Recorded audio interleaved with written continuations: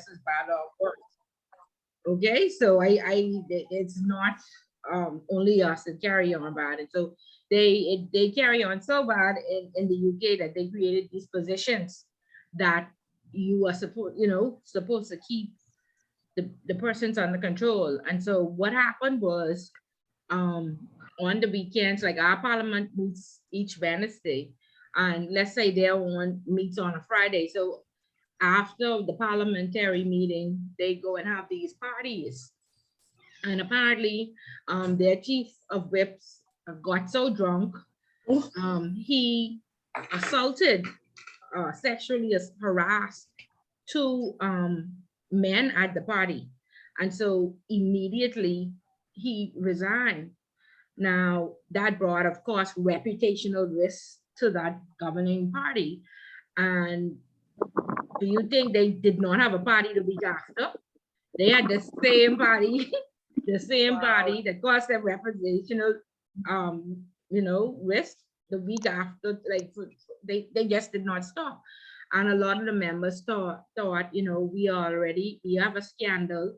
It looks bad on our party. As the head, the prime minister, you should have canceled these parties and say no more. And so they basically had a vote of no confidence in Boris Johnson, and I think 19 or 20 of them threatened to resign. And then so the entire party not break up. Could you imagine? There are 39 seats in our government. If 19 of the PLP members say, but we resigning, and brave don't leave. And so Mr. Johnson then just resigned to avoid that. But I am certain there are other scandals and other determining factors as to why he resigned or why he did. Wow. Okay, but yeah, so but they've been having quite a number of issues. They tried to exit Britain, and they then found out how entangled it was, and so that's been a nightmare. And they've had 3 or 4. He's the third prime minister trying to fix it. I think they eventually did it, but there's still some work to be done. He's like the third one, and to bring in a fourth person, it just reinvents the wheel and starts the whole process over. So it shows like a lack of stability. And I don't know on the tail end if anybody saw today that the euro has dropped for the first time in 20 years to be on par with the US dollar. And that's a really big thing, because the euro used to be the most what should I say, high valued currency in the world. Wow. And so the euro used to be like $1.40 to $1 American dollar. And it always fluctuated. It went from, I guess, $1.45 all the way down to $1.20.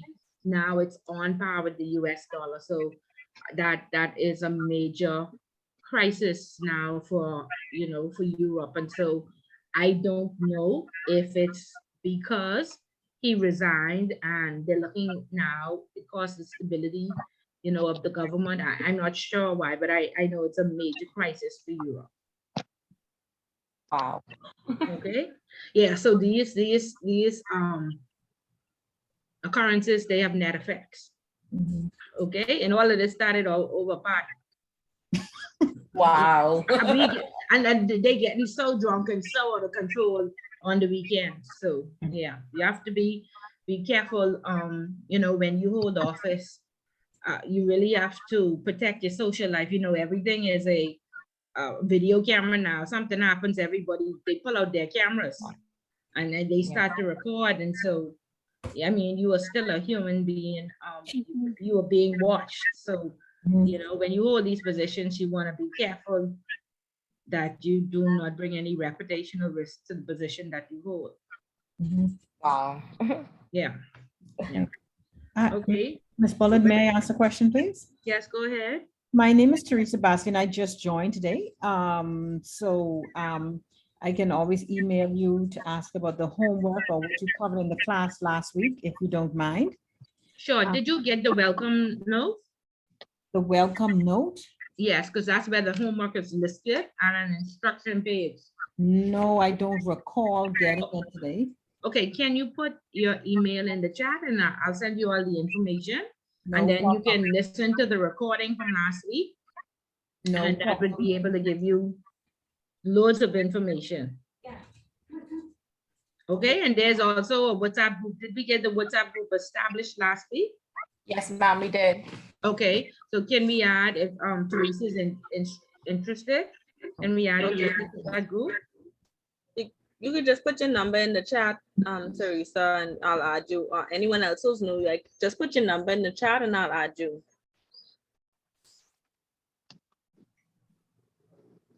Okay, is there anybody else? I think that we were expecting 2 new persons. Somebody else who wasn't here last week. Hi, good afternoon. My name is Jasmine Ford. This will be my first class, you guys. So I'll just put my number in the chat. And Okay. also, may I get the email as well? Yes, Well- yes, just drop your email address and I'll send it off to both of you. So you can have, you know, a scan of it so you'll know what Ms. Bullet talking about as we go on. And Yeah, Melissa Sands is one as well. okay, in the chat then, let me see. I'm looking, just waiting for the, once you send your email address. Okay, got the first one. Let me just shoot this over to you.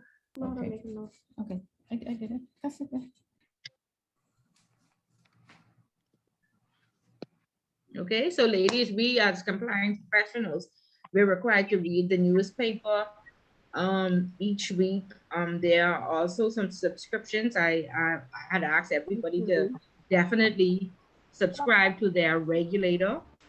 And there are various other regulators listed on the or associations that were listed on the instruction sheet. Each week, in order for you to get points for participation, we ask that you read the newspaper and come and share with us what you would have read.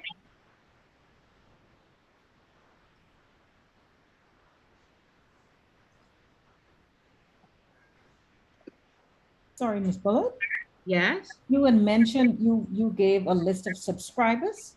yes, it's What- on the, there are 3 attachments in the email that I'm sending. I'm Okay, just waiting on Melissa's email address to add her to it. The video from last week is also attached. okay. And so in your spare time, you can go through the video and see what you would have missed last week. I'm getting an error on your email. It's T John BAS. At gmail.com. Yeah, the at was missing. Okay. Oh, I'm sorry. T John BAS at gmail.com. Okay. Let's see if Melissa is there yet.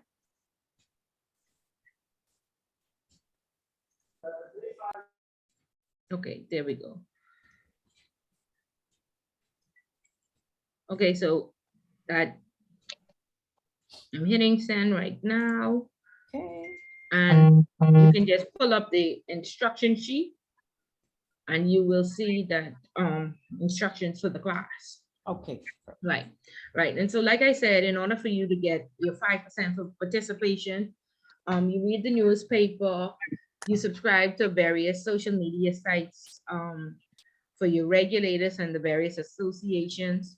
The easiest thing for me to do, because I work in the offshore world and I, deal with Venezuela and Brazil and Switzerland, I had to pay attention to all those news. So I normally just subscribe to Facebook and I see the highlights each day. You won't ever have time to read the entire paper or the highlights, but at least they're there, and you have to be information seeking and you need to know where to find information. Okay, so if it's coming across your Facebook feed, it should be easier to access and pull up, and you should have it all in a centralized location should you need to go back and get some additional information, or you get caught up in the CEO conversation and you may not, something like the UK president resigning, right? Of course, a CEO would want to talk about that. And so he'll come down and say, Ms. Bullitt, did you know that Boris Johnson resign, and I Miss Willie can't say Boris, so I didn't know Boris Johnson, and so I'd say, oh really? Okay. And then I'll excuse myself, try and go and read, and then go to his office later and drink, have that conversation so I could speak knowledgeably to it. Okay. And then again, you will see 5% for your civic organization. So of course, when you go there, you want to introduce yourself. Networking is a big part of should be a job description these days. The only way you move up is if they know you. So these are the conversations that we want to have, if we do attend a civic organization. We want to talk about what's happening in the news. We don't want to talk about what we wearing or a fish fry, or we taking pictures of what we eating, but we speaking knowledgeably to the business of our country and business of any other country that we deal with. And networking, we ain't going there to look for godparents or boyfriends or girlfriends. Okay, we going there to network, to help us on our corporate journey. Okay. Yes, Jasmine, ma'am. we getting some, OSD Jasmine, we was getting some feedback from me. Okay, good. So ladies, y'all all received the email? I received it. Okay. Good So- afternoon. Can you repeat that for me, please? I'm sorry, my call got Connected day. Okay. No, I was just talking about when you go and attend the civic organization, that's what you want to speak on, the various issues of the day, that's happening both in your country and abroad. Okay, so what email were you referring to? Melissa and Teresa, those, they are new to the class, and so I had to send them the instruction sheet from last week. Okay, okay. Right. Okay, so guys, any questions on the sheet? I'll give you a few moments just to go through it, and then just let me know if you have any questions before we start getting to the lecture. But primarily what is supposed to happen for the first half an hour is that we talk about the news and what's happening. And so what we want to do is we want to get sense. We can't get the newspaper. I got to make sure you all get these points. So what we will do is we will read some case studies at the back and look at them to ensure that we understand. So at the back of your book, like I said, the front page is very, very short, 2-3 pages each. And as you move on to intermediate and ICA, the chapters get a little longer, but we want to turn to the back of our book. And at the back of our book, we would have read on terrorism, and how they finance their activities. And so just to make sure that everybody is on the same page and we understand, I am going to go down the lane or down the line and ask everybody who was here last week to give me some information on chapters 1 and 2, your takeaway, just to make sure that we are all clear. Okay, so Precious, you was here last week, Precious. Yes, give us some, sorry? Go ahead. Yeah, give us some information on chapter 1 and chapter 2. What was your takeaway from last week? Okay, my takeaway from last week was the 3 steps of money laundering, which is placement, layering, integration. And give us an example of placement. How do we place this money into the financial services sector? I guess deposits, by way of deposits, cash deposits. Correct. So deposits, transfers, we go out and we money launder, or we tax evade, or we drug deal, and we want to clean that money. And so we go walk into a financial institution and we deposit, or we get a friend to transfer for us. Okay, so we can disguise exactly who that money came from. So very good, Precious. And tell me something about terrorism. Funding. Basically, they are funded by charities, individuals, business ownership. What else? And oh my goodness. And also, they would extort monies, basically by way of smug drug trafficking, fraud. Yes. Yeah, very good. Very good. You're on the right track. Theft, and even human trafficking. Right. So what you're trying to tell me is that I send my money down to the Ramfley home for the children, and Yes. terrorists trying to infiltrate the Ramfley home and use my money for terrorist financing. Yes, ma'am. Okay, and so what can we do to prevent that? Or of course, we learned that you can never eliminate a risk, but you can put controls in place to protect your institution. What are some of the controls we can put in place to ensure that Ramfley home is not used? You can. Let me see. I don't remember that one. Know your customer, right? Oh yes. Yes. To know who you're dealing with. Right. So you could have the know your customer form just to basically establish a relationship, get to know them, to make sure that they're not into illegal things. Okay, and then also to educate them, because I always use Bishop Lawrence role. If somebody comes and says, listen, I could give you $100,000, 50,000 for you, I need you to send me the next 50,000. What you think he could say? That this is a gift from the Lord, right? Yes. Yes, right. Would he know all about this terrorist financing and KYC, and why it's important to be educated to make sure that your charity is not used? Right. So we want to ensure that we educate our customers as well and ensure that they understand the risks associated with the products and services that they offer. Okay, and so that's why now the Registrar General is saying everybody must be registered. Right? Yes, ma'am. Okay, very good, very good. Okay, is it Kamisha or Kanisha?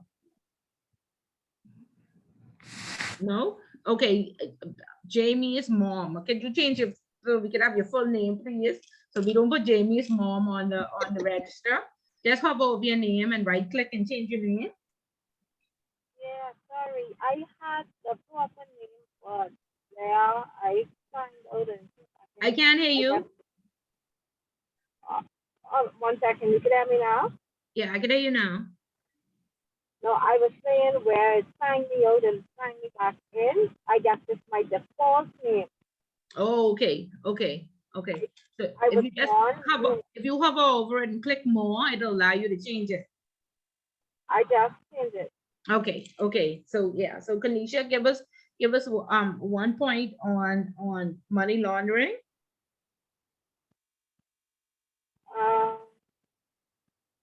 Well, from last week. Yeah, from last week. Yeah, take away from last class. Okay, so we all know that money laundering is the process by which criminals attempt to conceal the true origin and ownership of the proceeds of their criminal activity. And last class, I shared about how I had customers coming to make deposits, and like you were talking about knowing your customer.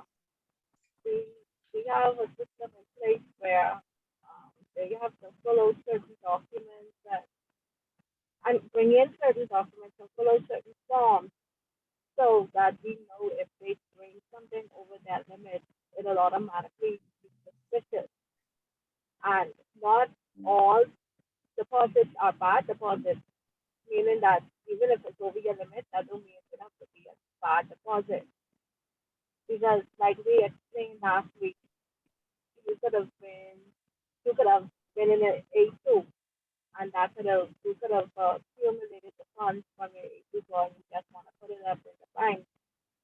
But then again, you have some persons who try to use the banking system and try to put dirty money in the bank, knowing that the money is in the system. That's good enough. Yes, that's great. Okay, I don't know, you were breaking up a bit, so I don't know if everybody heard you, but Tanisha was stating that not all deposits are bad deposits. Some persons have legitimate businesses. Some persons are legitimately in ASUs, and so if they come in and they bring proof that I am a legitimate ASU and we are able to verify, then we can accept that money. Okay, we don't want our customers to feel like everybody's a criminal, right? And so therefore, you are required to know your customer. Once you know your customer, you should be able to determine that whether this person is legit or not legit, or the information what they would have brought in, whether it's a valid copy or a valid ASU contract or a valid piece of property that was sold, you should be able to determine. Okay, very good. Diasmin, you said you wanted to contribute. Go ahead. Hello. So I just want to say, working in the bank, it is a critical thing. Note the KYC, knowing your customer, and even so, people fall upon desperate times constantly, and sometimes out of the blue, which cause them to do desperate things.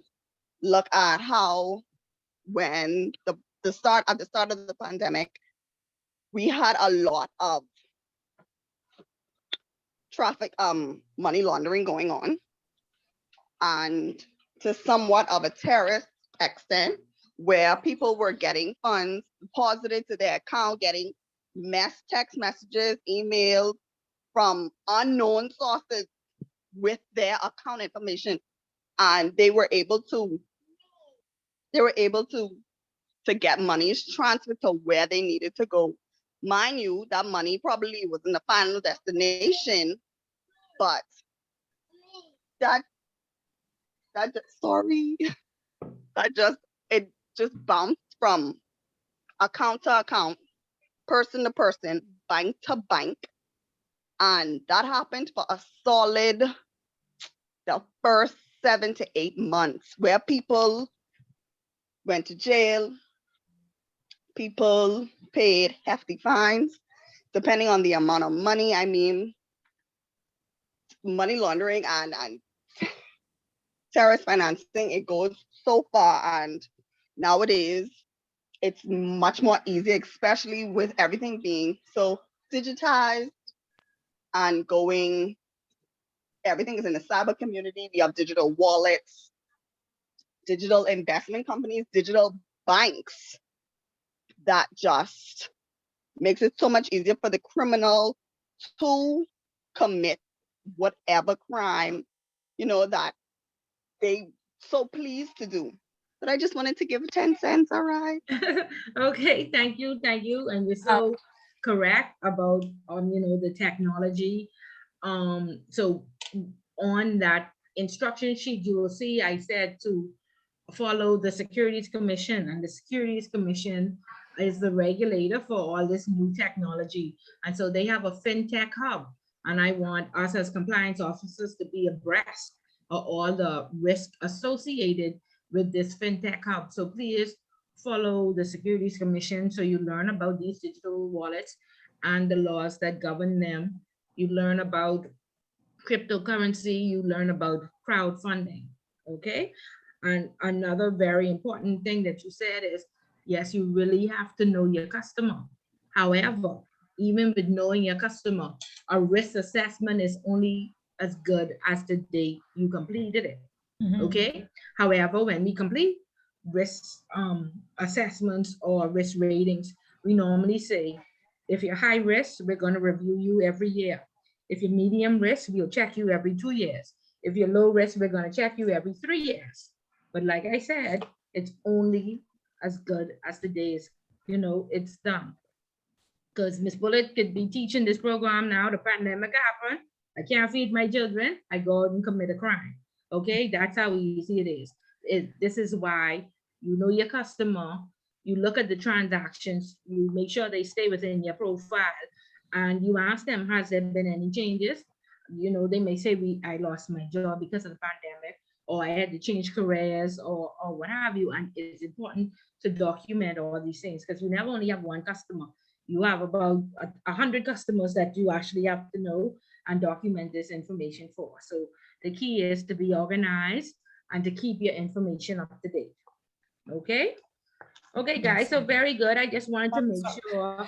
Ms. Bullet, just to add to her point, I actually know someone who was a victim of a money launder, of an attack, because she literally, they was like, oh, send $800. She's a Family Island person, and she actually sent it. Oh, wow, yeah. And it was fraud? Looking for more money, not knowing that people would tend to do funny stuff to extort you out of money. Yeah, and be careful too, all these pyramid schemes, and be careful, you're there now trying to offer, there's a lot of people that are saying, come and trade. Listen, trading is a very complex area of the financial services sector. You have to sit in front of screens all day and watch with the FX, you have to watch that money fluctuate, okay, and know when to buy and know when to sell. You have to have a CV7. You have to read prospectus and know where to invest and where not to invest. It's very, very detailed and very complex. And so the newest scam is we're going to prey on your ignorance, right? And so you go and say, oh, I can do this trading myself. And you sign up and you say, I can do this. And you start it because you're excited. You may make a few dollars. But in the end, I have persons call in and say, oh, Miss Bullet, I lost 10,000. I did this because I just didn't have time. And they know you won't have time. And they know you won't, understand. So there are legitimate trading businesses where you go and pay 50%, to your broker or whatever. Pay that. If you do not have that Series 7, if you don't have the time to watch the market day and night. Okay, if you know a trader, they stress out, they smoke all day long, and they don't have no social skills because their entire life is work. Okay, and the hackers and scammers know this, and so they sell this dream that, oh, you can trade and you can make this money. Yeah, you can make some money, but you can lose more. Okay, so be careful whenever they tell you bring 3 people or 10 people, and the more people you bring, pyramid scheme, run away from it. Okay, be very careful of that. Okay, so okay, guys, so just wanted to make sure y'all didn't fall asleep and y'all walked away with some information from last week's class. Miss Bullet. Go ahead. Hello? Yes, go ahead, Melissa. I think it was Teresa and I then can Melissa. hear you now, but Yes. I'm not able to hear you guys properly. It's going in and out, sounding like robotic a bit. Okay, I don't know. Is that experiencing anybody else having that problem? No, ma'am. No, we can hear you clearly. I can hear. Okay, so Melissa, that may be on your end. Try signing out and signing back in, or you can contact Miguel and he can give you some technical assistance. Miss Bullet, I didn't read the newspaper, but I read an article that I found on Okay, Facebook. that's fine. Okay, And good, great. it was on Fidelity raising like $200 and something million in a private placement memorandum. I mean, only stood out to me because the company I work at, we do the same thing, but it's never that much. So I just figured like that was interesting because it's like we still have money in the country. It was a lot of money. So Right, and so what was it to fund? I don't know. I think some of them private equity investment. Yeah, they reissued like 2 of the series, and then 50 million of it was new money, but it was for preference shareholders. They Okay. just sold it, I guess, to resell. Okay, well, that's good. That's positive. It is. Yeah. Yeah. Okay, good. So anybody else would have read the newspaper and want to share? It wasn't, my question wasn't about the newspaper per se, but something when you were talking about KYC. Uh-huh. Can I ask a question? Yes, go ahead. Uh-huh. I always worked in Swiss offshore banks, and I worked in front office. And this was when account openings, and almost every time when I had to ask clients to complete the KYC, some of them didn't want to complete some documents. I was verbally assaulted. I was told, oh, you're treating me like a criminal. Who do you think you are? Very belligerent. What do you think, how should I have handled that? Or why do you think some clients, now, you know, the Swiss way, they've always been very secretive. But I think sometimes it's more than that. They may feel like, why are you trying to get that information? But nowadays, I don't think it's as bad because they know that this is a global thing. You have to properly identify who you are, not just for the company, for the regulators. But if I am faced with that situation again, how do you think I should respond when he says, do you think I'm a criminal? Why are you asking me all of this information? Right. Okay, so I've been attacked and cursed out and all these things as best I know. I worked in the trust company, private wealth for 16 years. Mhm. Okay, and so I worked for Swiss and I also worked for Canadians. So Canadians are more conservative and they follow the rules and they never want to be in trouble with the regulator. However, the Swiss, they believe the regulators hamper the doing business, and they are very secretive because they can go to jail if their country finds out, because most of them were here because it's a tax haven, correct? And they are Correct. not paying taxes to their country. And Correct. so they are at their wits' end. They're very afraid that the government will find out and prosecute them. Mhm. But like I said, it's better now because, like you said, it's global. There's nowhere in the world you can go and open an account without producing KYC, right? And so, if you're probably dealing with high net worth clients, and so Yes. they always right. The market, Hmm. it's very competitive, and so you'll go home first before they let this customer go. Correct. So, you know, let them rant, be very apologetic, I know, and be empathetic. I know it's so much and I understand, and blame the third person, the regulators. We've advocated, the Bahamas has just reduced the number of documents that need to be handed in. Before we used to ask for proof of address. Now we just ask for two forms of a contact, which can be an email. So you have to be empathetic, or you go home. Mhm. Yeah, and then say there's no need to be angry, and you have to give that white glove service, or and protect yourself. But you should never, just report it to your manager. I've been cursed out. Sometimes they care. In the Swiss bank, they don't care. They'll Right. curse you out themselves. Right. So Right. it's just the territory that you in. Right. And I always tell persons, when it goes outside your risk appetite, then you have to look for another industry or for another institution, because in the Swiss bank, that's normal to get cursed. Mm. Yeah. Ms. Bird, can I tell you that when it was introduced in the insurance industry, I can relate to, her experience in that, because in 2019, when the insurance industry rolled out the KYC stuff, it was like all these extra stuff and this and that, and y'all, it's the police say, so you would literally have to get the memo, and some people would sit and read it and be calm, and then you would have to advise them, well, this is new to both you, the customer, and us as the representative. However, this is something that is required in order for us to buy and cover for you. Yeah. And I always say there's nowhere in the world you can go. And like I said, I know it's so much. I even had to do it, and I'm an employee, just try to calm them, keep them calm. It's no use arguing.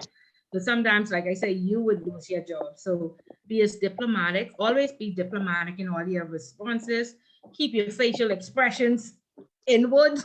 Don't let them see the curse words coming out your eyes and off your face, and just always be professional. It's hard, it's unfair, but it's a part of the game. It's the way you survive.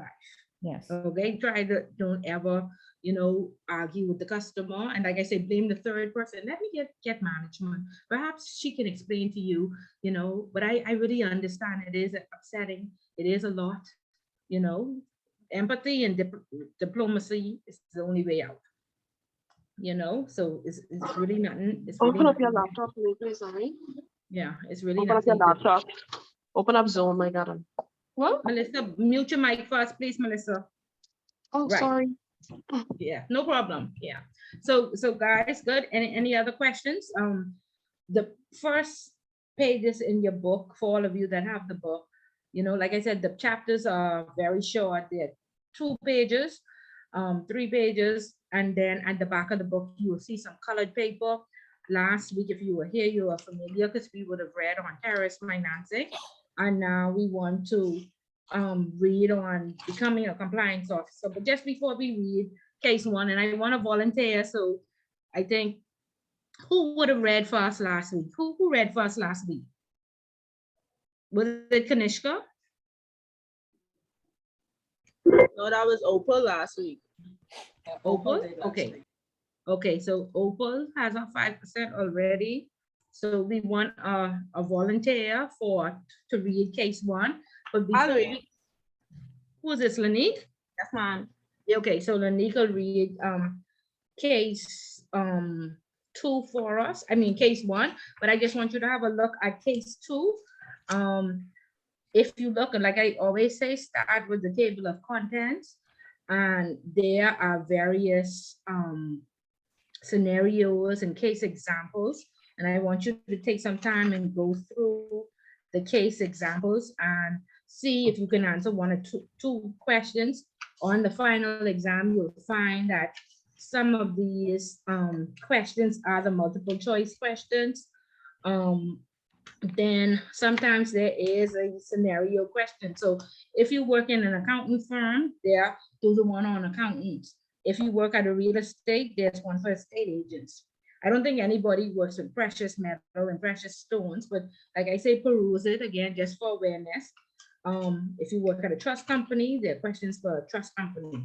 Okay, and if you just work at the bank, you could pick the trust company one and just look at the scenario. One of these scenario questions are on one of the exams. You may not get it this year, but we have a test bank that just spits out the questions. So just look at it and make sure that you are able to answer. Okay, and that's under case 2. And then, like I said, there are a few multiple choice questions.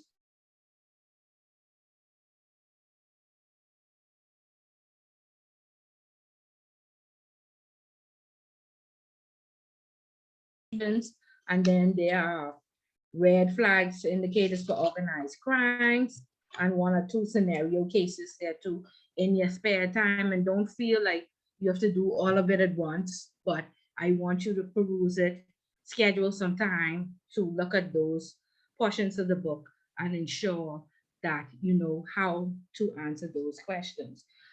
The top question on the appendix, and we put this question there because everybody gets this question wrong.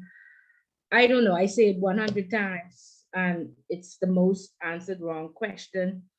It's the second most answered wrong question on the exam.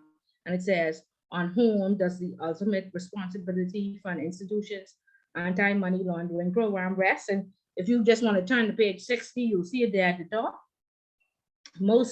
Second most answered wrong question. And the ultimate responsibility does not lie with compliance, does not lie with the AML department, but it lies with the board of directors. Okay, so through your readings, you should see that in your readings and know that that's the answer. But of course, because this is a compliance class, everybody automatically thinks it's compliance, and they always get that wrong. The next question they always get wrong is, do we have a duty to get KYC or to do customer due. And hey, Melissa, can you mute your mic, please?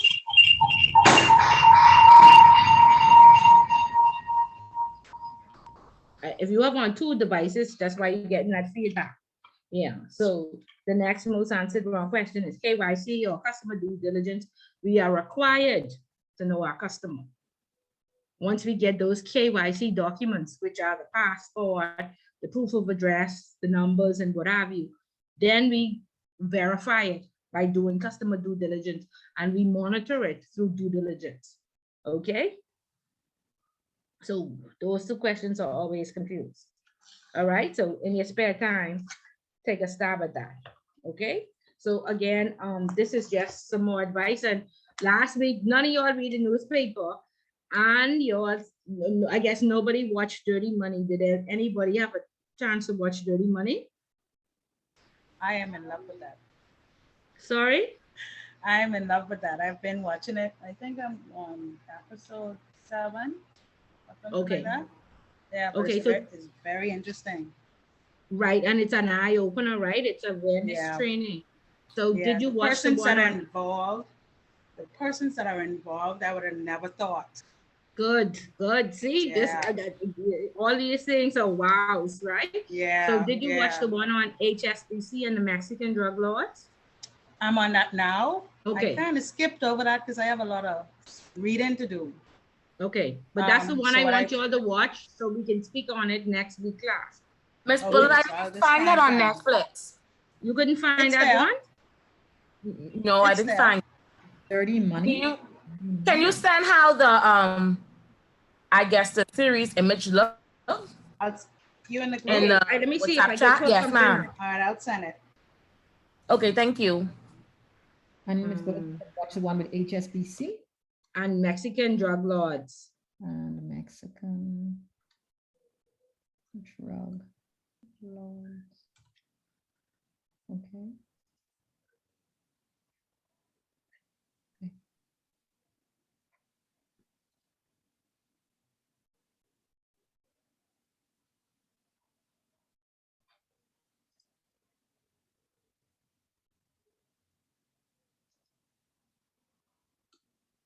I trying to pull it up to see. But you have it right, Latoya? I do. It changes the face. It changes every time you get into it. But I'm gonna send it in a group right now. Okay, you sent it. Okay, great. She's sending it to the group. Okay, good. So there are a few. There's a whole series, even a few on Donald Trump, right? So I want y'all to watch that so we can discuss that. And again, like I said, awareness training. Two with Donald Trump. It's 2 with Donald Trump, right? Who was a president? Exactly. One was with him per se, and then one was with him and his son-in-law. Right. Yeah. Okay. Okay, good. So y'all put that on your calendars. So next week, that's what we want to start the discussion with. Okay. Also, can you send the one for Dirty Money as well? That's the 2021 because I'm actually trying to search it now so I can actually get into it after class. That episode is called Cartel Bank. It's the banking giant HSBC and it's tied to Mexico's deadliest drug cartels. Cartel Bank is the series. That's the one you'd click on. Right. Okay, girls. Thank you very much for sharing. Okay, so Lanique is going to read case 1.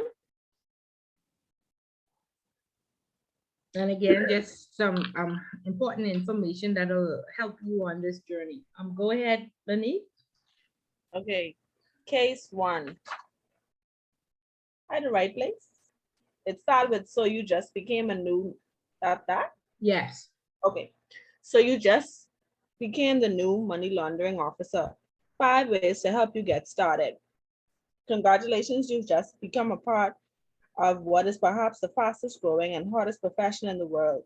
Money laundering compliance officers are highly sought after professionals and quite scarce.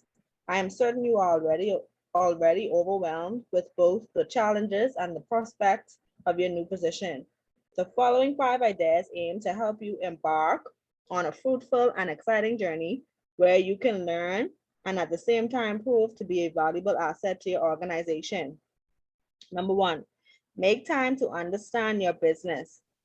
For an MLCO to be effective, he or she must take the time to really learn and understand the business he or she is trying to is trying to protect.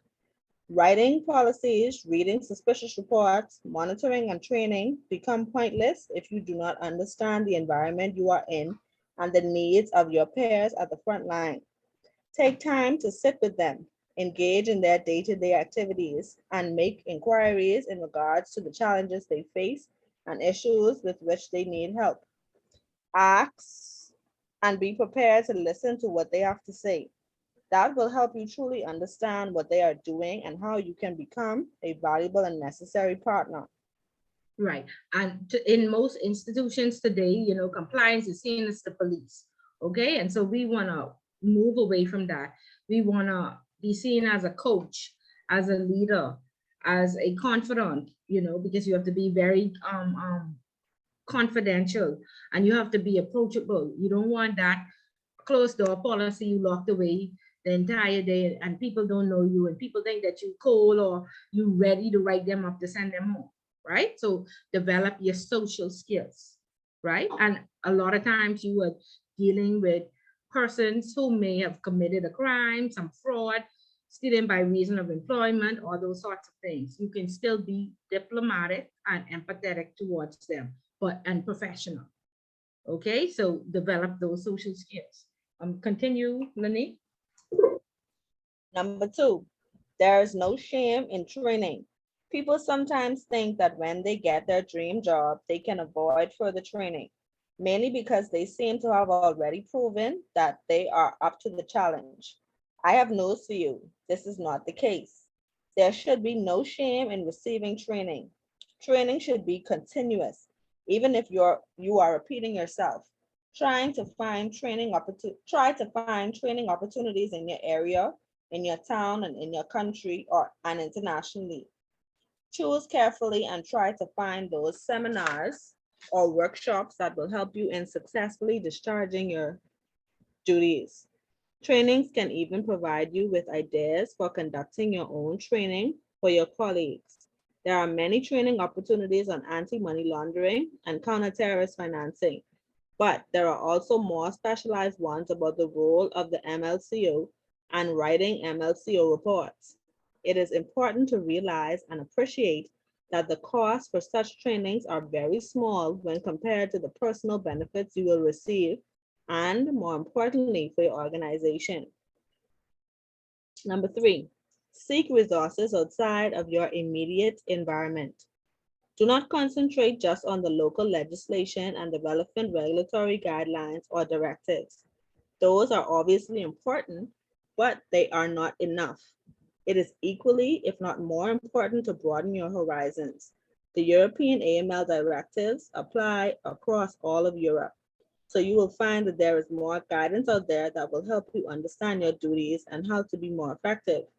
There is also useful guidance from US regulators, the Hong Kong Monetary Authority, Australia, New Zealand, and more. Just use Google search. A number of professional bodies also offer free subscription newsletters on Know Your Customer and AML, as well as general compliance and ethic matters. The MLCO rule requires a lot of critical thinking and analysis, and accordingly, I would advise you to set up your own library of guidance, notes, training materials, presentations, articles, and case studies. Organize these into folders and refer to them when you are uncertain about a situation or when you feel like confirming something before you make a business decision or provide advice. Also, there are some useful and current books on AML and CTF, as well as general compliance management. They can be helpful both as a tool to get you started, but also as a reference from time to time. Okay, and let me just say for those of you, like I said, this is a 3-tier course, And some of us are on a journey. Some of us will end at this 5 weeks, but some of us will go on to intermediate and then on to ICA. For those of you who are going on the full journey, please keep your library. Any piece of work that you do, any research that you come across, organize it alphabetically, keep it. I promise you, it's going to be useful to you when you get to ICA and you have to write those 3,500 word essays. Okay? Please keep your library. Please keep it organized. In the Bahamas, go ahead, Shamara. How well is the pass rate for students, I guess, who attend BIFs? For this course, we have Yes, like an 85% passing rate. For the third section as well? Sorry? For the third level as well? All the way to ICA? Yes, ma'am. Yes, okay, now ICA is marked in the UK, Correct. right? And the Brits are very meticulous. Like I said last week, they take off 30 points if you didn't reference properly, right? They take off points if you add a large body of work. So it's about 70 or 75, but their grading scale is much lower, anywhere from 40% to 70% is a pass rate. And persons normally don't get more than 70%, but 70% is an A. Okay. Okay, but the passing rate, like I say, nobody gets left behind. We offer extra classes, tutoring, all sorts of support to ensure that you get through the program successfully. Okay. Okay. Okay. Yes, good. ma'am. I'm not worried. Sorry? I said not so worried. Okay, yeah, you can do it. Like I said, it's a lot of work, but it's achievable.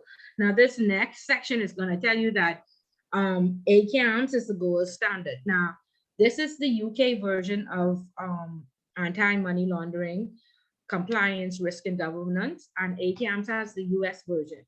Now, I think only Citibank is a US bank. And at ACAMS, to me, it's the watered down version. Now, they call it the gold standard, but it's the watered down version compared to ICA. It's shorter, but you have to learn a lot of US rules that would not really be applicable in the Bahamas. When you get to ICA, the book is based in the UK, but we teach Bahamian law when it comes to ICA. So when you write your papers, they always ask you to select a jurisdiction of your choice, and it's going to be easy for you to, of course, you select the jurisdiction that you live in. It's easy to write a paper on the Bahamas because we if they quote a UK law, we give you the Bahamian law. So it's like a gap analysis. In ACAMS, they don't do that, right? But persons say that, ACAMS is cheaper and it's shorter and we want the easy route. But a lot of persons, I have about 5 or 6 persons who fully completed ACAMS and now they in ICA. So I would do the full, go through it once. It's totally up to you. Okay, go ahead, Lani. Number 4, memberships to professional organizations. Nowadays, one can find quite a few professional membership organizations for AML compliance professionals. One of the best ones to subscribe to is the Association of Certified Anti-Money Laundering Specialists, or ACAMS. Becoming a member of one or more of these organizations opens the doors to abundant resources and practical tools to help you perform your duties and excel in what you do. Some of these organizations also offer training opportunities, seminars, and conferences you can attend to become and stay current with what is happening in the AML world. Specifically, ACAMS offer the CAMS certification, the gold standard in AML certifications, and also organizes a number of conferences in Europe and the rest of the world. These are especially useful to anti-financial crime professionals. Number 5, network. Attending relevant conferences in your country or abroad is a great way to meet with peers. Networking is very important in today's fast-paced environment. It is vital to exchange ideas, to share resources and experiences, and to seek help.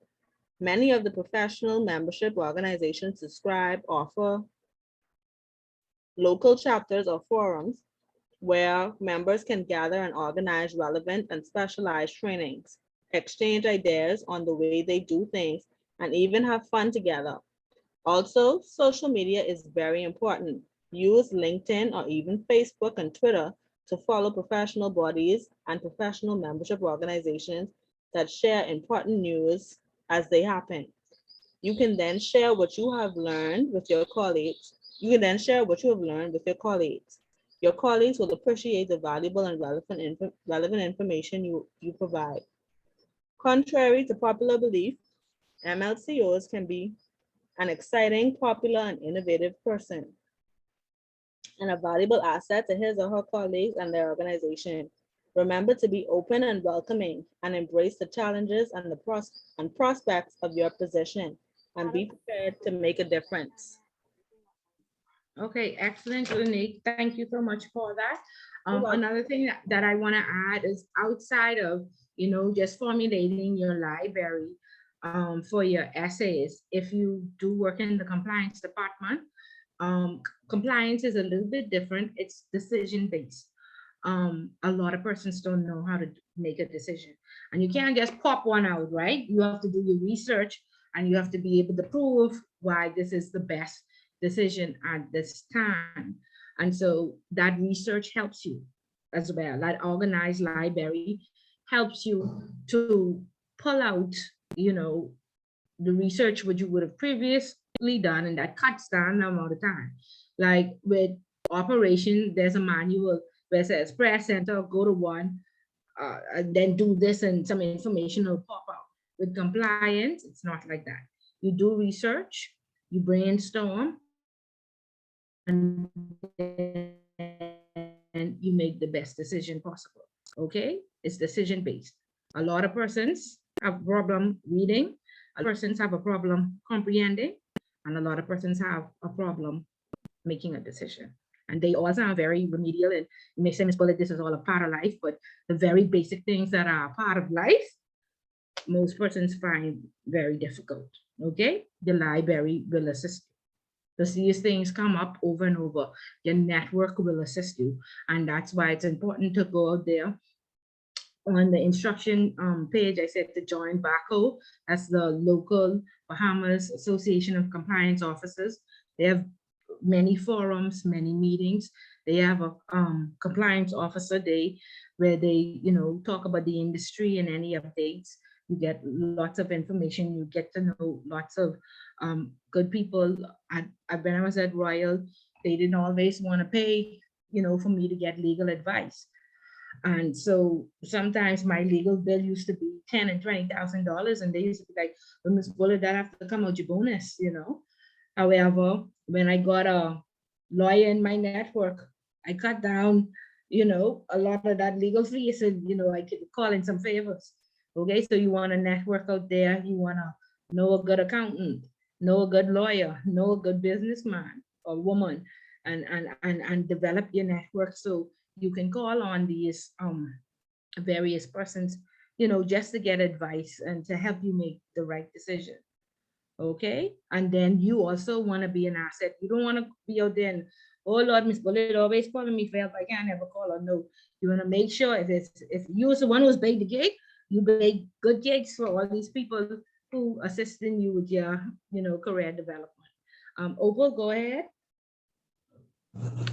Good night, everyone.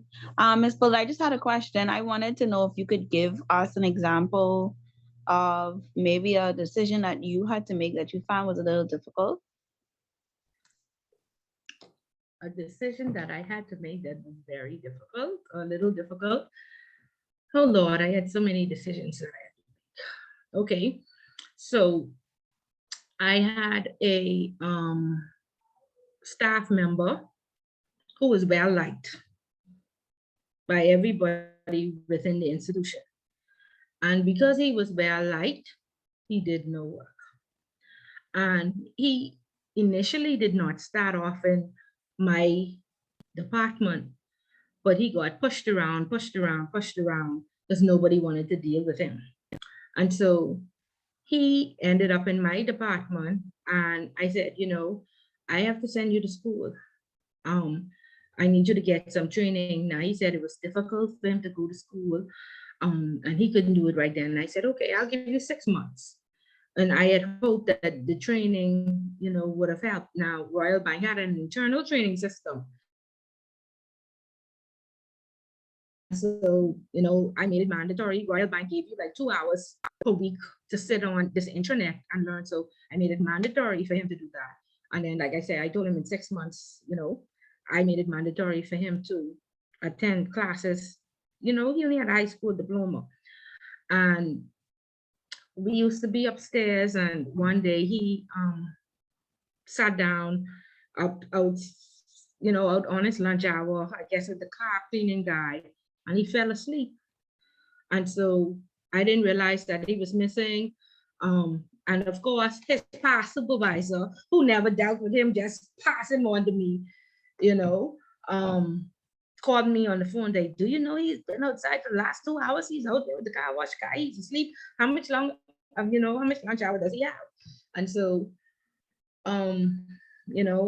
I went downstairs, I stood there. I said, listen, this is going to be very tough, but I have to put you on probation because, I don't know if you realize you've been passed around, and nobody wants to deal with you, and you now end up, and now if something isn't done, I am going to suffer, and the rest of the department is suffering. So I just asked him what his career goals were. I was telling him, what we were going to help him, whatever.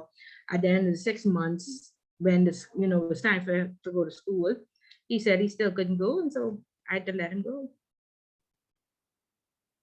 So I don't know if that answered your question. That was a difficult, decision, because like I said, he was well liked. Nobody really wanted to see him let go. They actually put him in my department because they knew I would not tolerate him never doing his work. Right. So yeah, they kind of used me because they didn't have the guts to do it. But I did, like I say, I always believe in exhausting all avenues, in helping somebody, because losing a job is not easy. There's net effects, especially if you have a family. So I don't know if that answered your question, or Well, I meant compliant, like that, I guess, would be because he was directly under you, but I really was meaning in reference to work. compliance. Right. Okay, let me just tell you that in compliance, officers are only advisors. We do not make any decisions, right? And you could advise on what the law is. You could advise on what you think the best decision is. But if you know anything about, the CEO, his bottom line is making money, because he going home if money isn't made. And so they cut a lot of corners, and they do a lot of things that are unscrupulous, that they are not supposed to do. And so you sometimes get pulled between a rock and a hard place, where you have to say that this person isn't doing what they ought to do. And I worked at a company where the chairman of the board, who was also the majority shareholder, he moved about $4 million. And Wow. we had to report him. He said he is the chairman of the board, this is his company or whatever, but it was customers' money. And so we had to report him, and he was removed. And after he was removed, he took the central bank to court, and so that went all the way to the Supreme Court, and then they removed him from the country, and they sold his shares. But yeah, we have had, an instance like that. Right. Millions of people who stole. Yeah. Okay. Yeah. So like I say, yeah, we are only there to advise. And then we are the liaison to the board, liaison to the regulator, right? So, Ms. Fuller, that would mean you can report the CEO to the Securities Commission? Yes. Okay. Yeah. But you want to make sure that you've exhausted all avenues internally first now. Yeah, You before you know, look. because that's what the regulator will ask you for. Show me where, you know, what your internal policy is to deal with these sorts of stuff. And you would, because he is at such a high position, you should have a whistleblowing policy.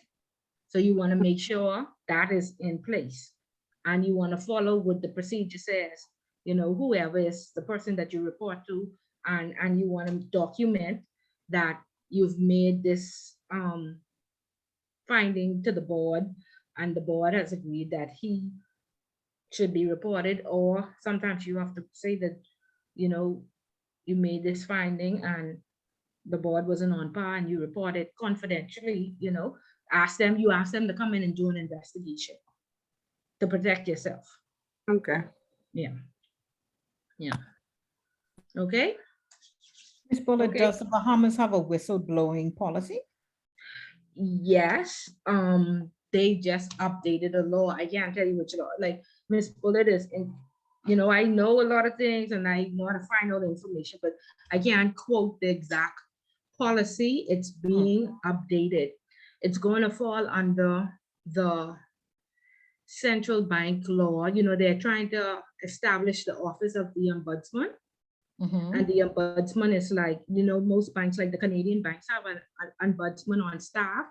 It's when a client has a problem with an institution and they are not satisfactorily handled. And so they go to the ombudsman. And the ombudsman make sure that legally, or they come to an amicable agreement. And so now the central bank they receive complaints on behalf of banks and the Securities Commission on behalf of the Securities Gaming Board on behalf of gaming.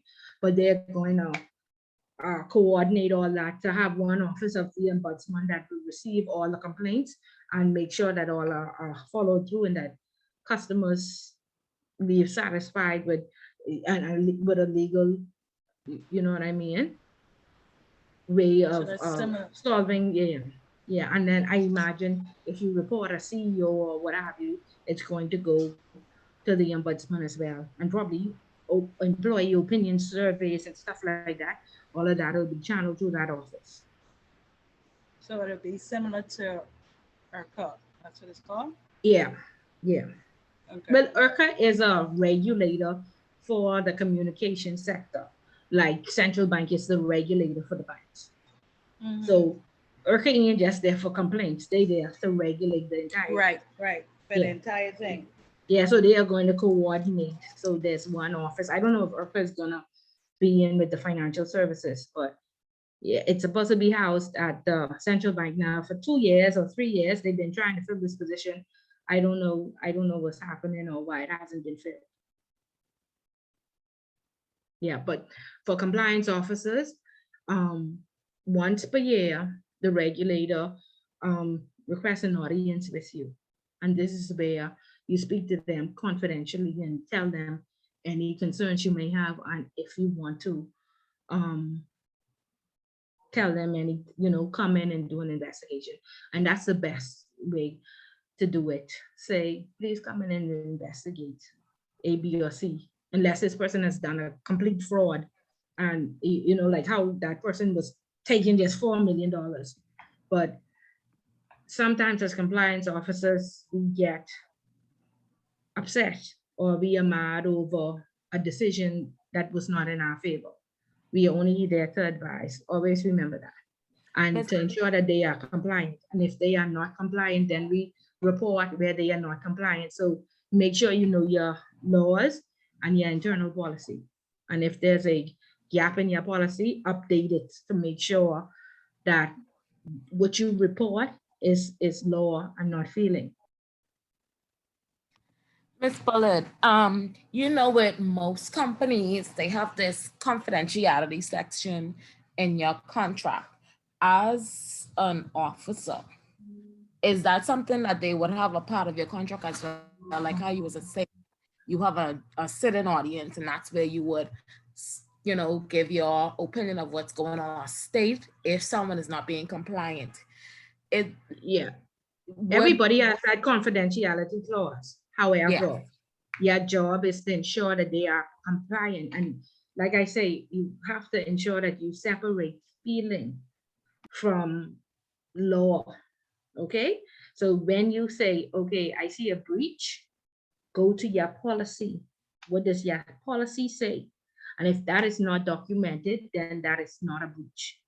Okay. If the law has it, then your policy then has a gap. Your policy will need to be updated and approved.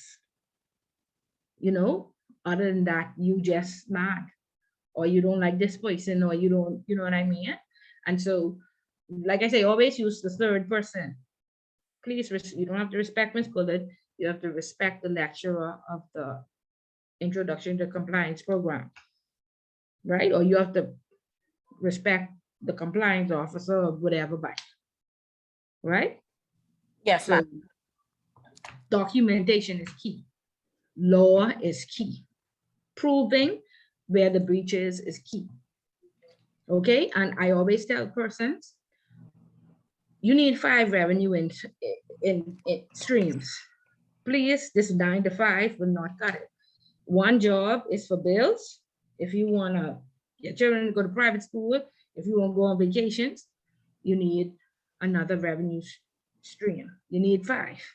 Okay, so when these companies go outside of the appetite, you could leave without compromising yourself and go elsewhere.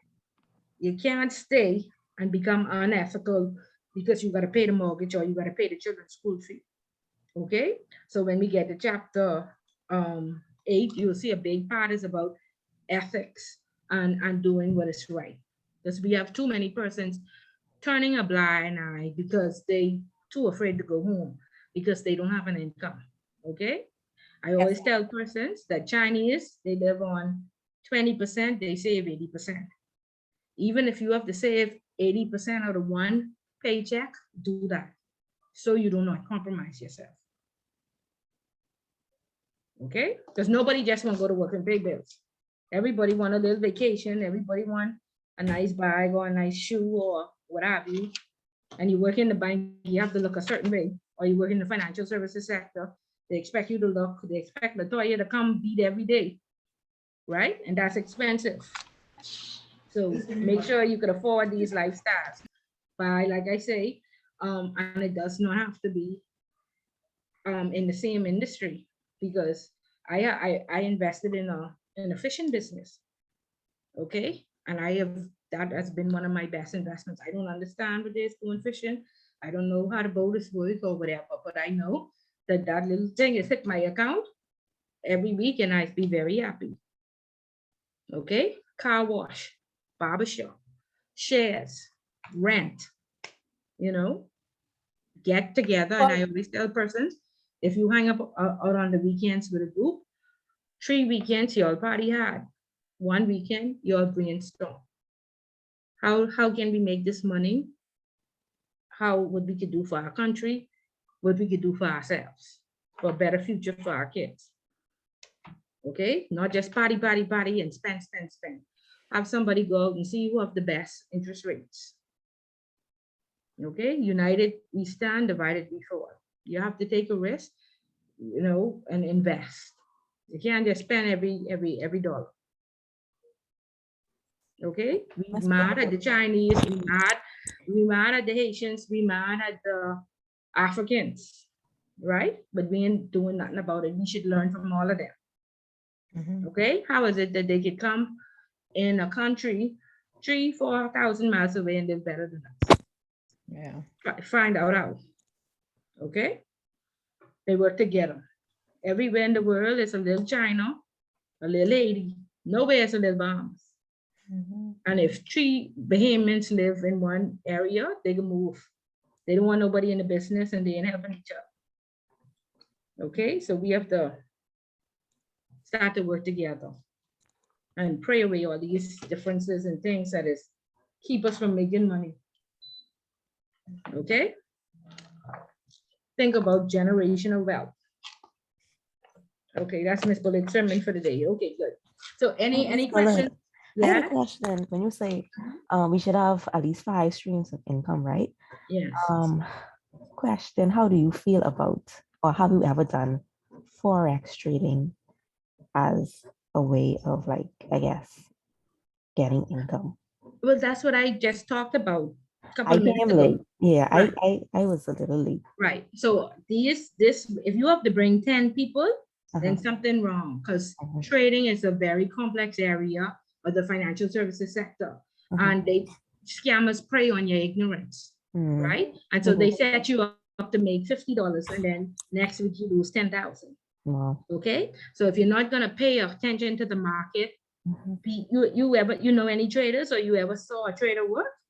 I not really, but I know in the past, like years ago, I've went to meetings. Like they have meetings where they show, I guess, how to study the market, when to buy, when to sell, stuff like that. Yeah, but you have to watch that market all day long. Okay, so go to an institution that's reputable. You go on the Securities Commission and see who is registered. And once you see them registered, normally a trader is charged you 50%. Like go invest in C5. They're well established. They have traders there, or FTX, or somebody reputable. Pay the 50%, you still make some money. But trying to do it yourself, you guaranteed to lose. And having to bring 10 persons is a pyramid scheme. Yeah. Yeah, because if you don't have the Series 7, you're not qualified to trade. Okay. Okay. So look up the Series 7 and see how detailed it is, and you will see. Okay. Yeah. Yeah. In But addition to that, sorry, in addition to that, Go ahead, Ms. Bullock, Latoya. the same question. In addition to the question she just asked, Uh-huh. I was also kind of skeptical about the metaverse before I started seeing it being advertised as an opportunity.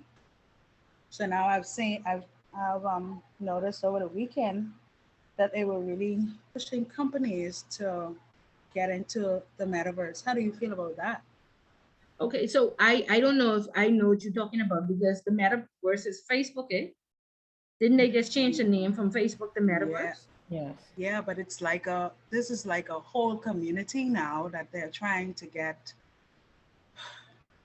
It's just a whole lot. It's like they're trying to put the world on the internet. Okay. And that's how you do business.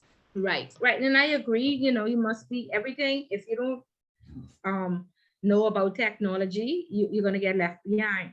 And this is why I'm saying go and join the FinTech Hub so you can learn about all these various digital things. Facebook, very popular, makes a lot of money. The shares are sold, must be $800 a share or something like that. However, Facebook is not regulated, and they haven't found a way to regulate Facebook yet. And so that's why every time something goes wrong, you see him before Mark Zuckerberg, before Congress apologizing, oh, I'm sorry about this, and I'm sorry about that, and I'm sorry. But the last problem that they have was somebody blew the whistle on them, an employee who said that she brought to their attention that I don't know what the right terminology is, but if you go and pull up suicide, that cookies from pulling up suicide will now, every time you go on Facebook and scroll, you will see stuff about suicide. And so she told them, listen, I understand this is a marketing trend, because if somebody looking to buy fish, you will see all the fish houses pop up. Okay. And that's something good. But if somebody has depression and mental illness and what have you, they don't need to be seeing ways to kill yourself, movies, how to kill, or pills to take. And so therefore, please fix this part. And so they told her, yeah, they look into it. They never did it. And she went and did some statistics just in that area that showed that mental illness had increased, more persons were committing suicide or whatever.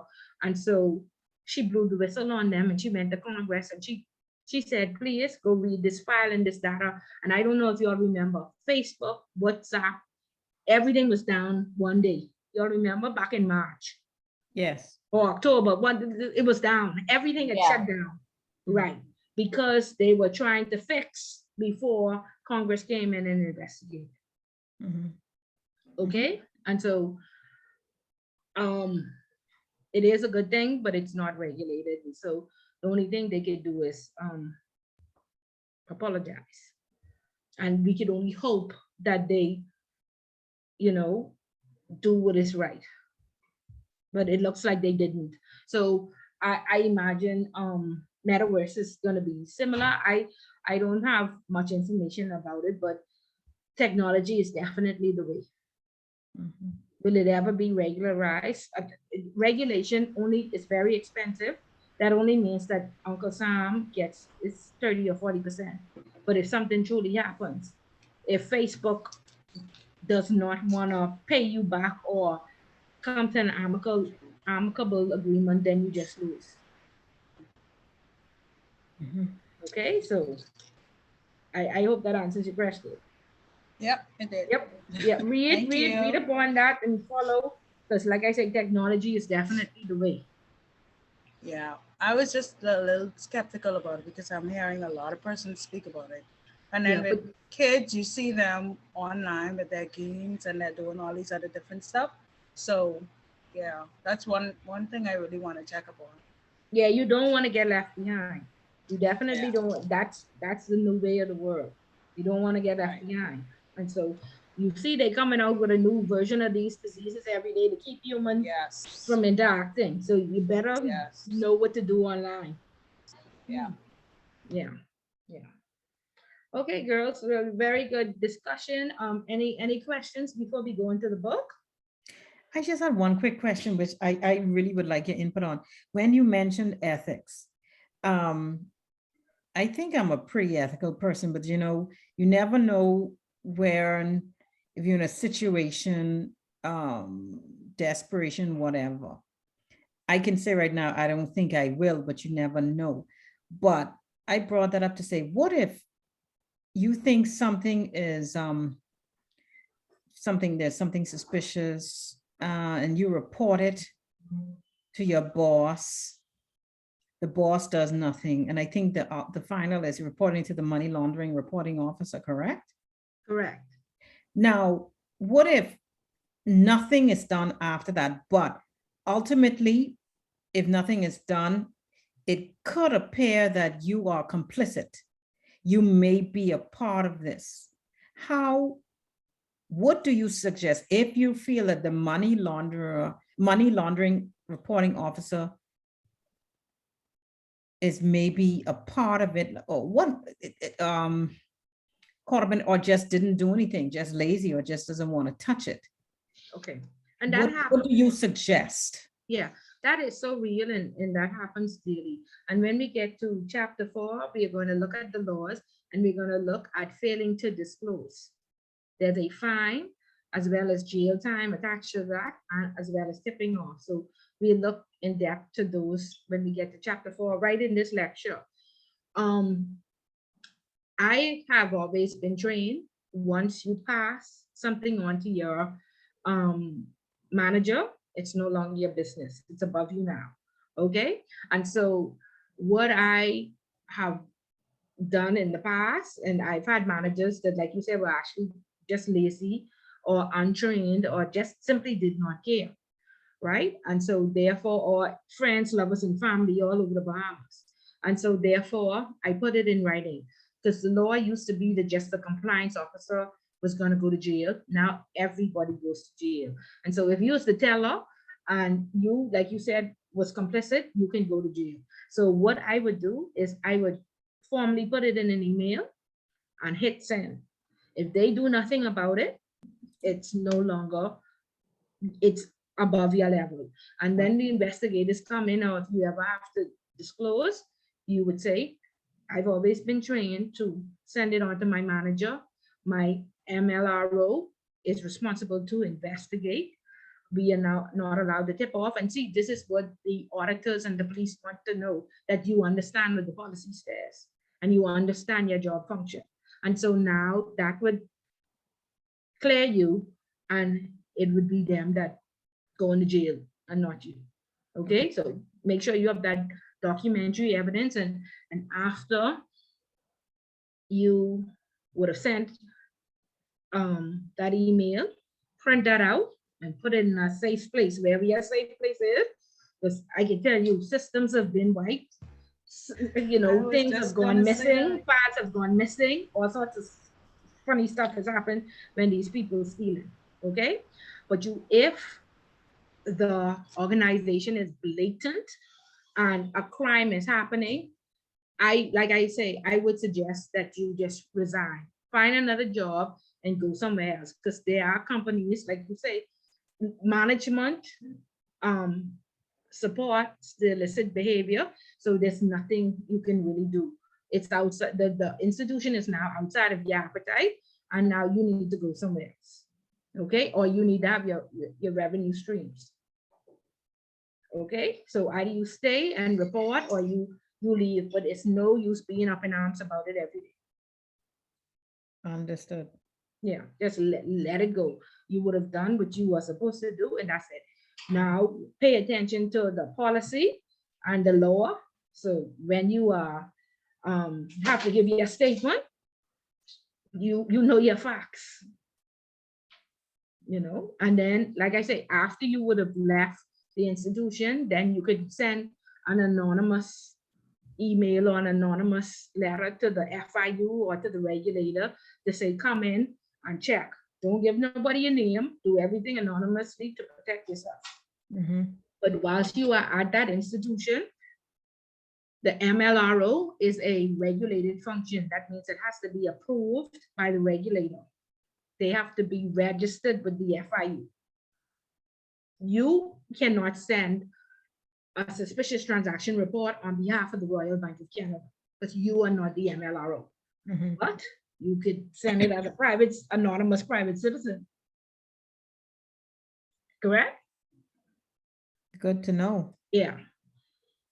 Good to know. Yeah, because you don't know who is who. That's true. So friends, lovers, and family in network very strong. Wow. Yeah. So protect yourself. Always protect yourself. Okay. Yeah. Right, but don't do their jobs. That's their job. You don't do their jobs. And I've seen persons have had attacks over organizations not doing the right thing, and they take it to heart and they just go home and talk to their family all night about this awful job. Please, as we as women, please, your husband don't want to hear about a bad day every day. He don't want to hear all the foolishness would happen to you the way. He don't want to hear. He know you've been to war, but you have to make your home paradise. So if you have a girlfriend who want to hear all of that on your drive home and call your girlfriend on the phone and vent. When you reach in your yard, leave all of that, because you have another battle to fight the day after. Okay, make sure home is always paradise. At one point, my children was even stressed out over my job. Okay, and they say, "Oh, mommy, we know you had a bad day today." So I even had to stop relaying those negative energy to my children, because they was, "Mommy, be afraid to get a job." Wow. Okay, so please be very careful. Make sure you have perfect ambience. Make sure you go home to paradise. Leave that work stress. Rejuvenate yourself. Do it. I always tell person, whatever feels good. This calls for some downtime, because Miss Bullock can talk for 3 hours, but when we come off this call, nobody retain nothing what Miss Bullock say. Okay, in order for you to retain it, you have to feel good. You have to be relaxed. I had straight A persons is coming to Miss Bullet. I was the head girl. I was valedictorian at UB and all these stuff, and couldn't pass simply because they were overwhelmed with husbands, dropping to school, picking up. Oh, Miss Bullet, I got a cook bus. I listening to you. No, you have to speak to your families. You have to ask them for some time. You have to ask them for some help, and tell your husband you will pay him back later. Work with me. I made an investment. You could have gone on a trip, you could have buy a nice bag, but you paid the institute and you want to get the full return on your investment. Okay, you want to leave here successfully. Organize yourself, get some help, unwind and feel good, and then pick this book up, and I promise you, you'll retain it. Okay, but going to work and school is tough. Speak to your managers.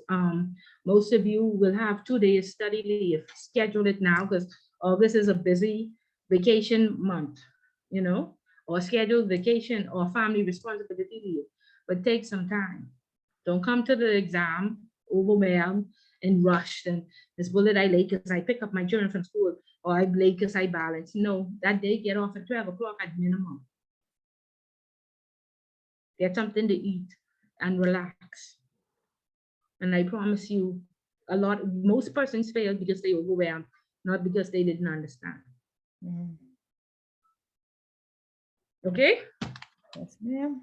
Okay. Great. Okay, so remember now this is discussion based, and you should have read chapters 3 and 4 and be ready for the discussion. And so what I'm going to do is just give you an overview, and then I want you to chime in and tell me what your takeaway is or what your understanding is. But we want to leave here with retaining and with comprehension, because we don't test memory, we test understanding. Okay. Okay, you all ready? You all sleep, or let me see who I have from Shamara, Romisha, Opal, you all awake? Yes, I am awake. Okay, good. I'm just checking. Miss Bullet, I was talking all day. Okay, I just making sure. You know, Miss Bullet long-winded. Y'all gotta I'm keep still me here, up. Miss Bullet. Y'all We make still here. sure Miss Bullet don't fall asleep now. Y'all make sure keep me up. Y'all gotta Yes, talk back to me. Okay, good. So chapter 4 talks about international standard. And this will be, I'll go straight in, sorry, chapter 3 talks about international standard. And chapter 4 talks about the laws that are governed. So last week we would have looked at the FATF, Financial Action Task Force, 40 recommendations. And so this is for chapter 3 and chapter 4, just so you understand how it works.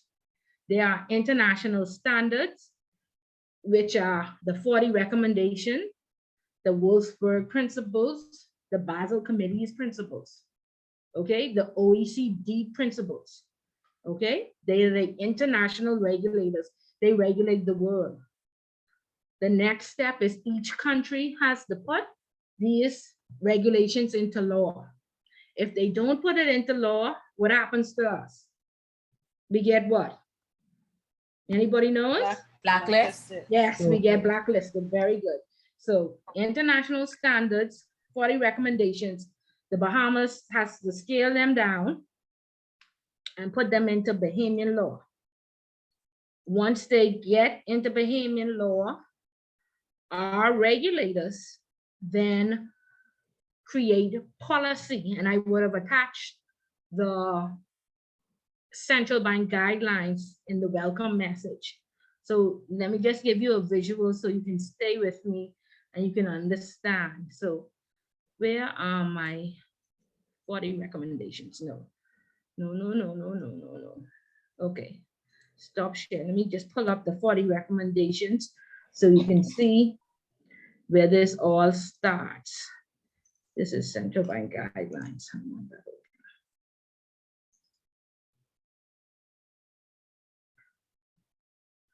Recommendations.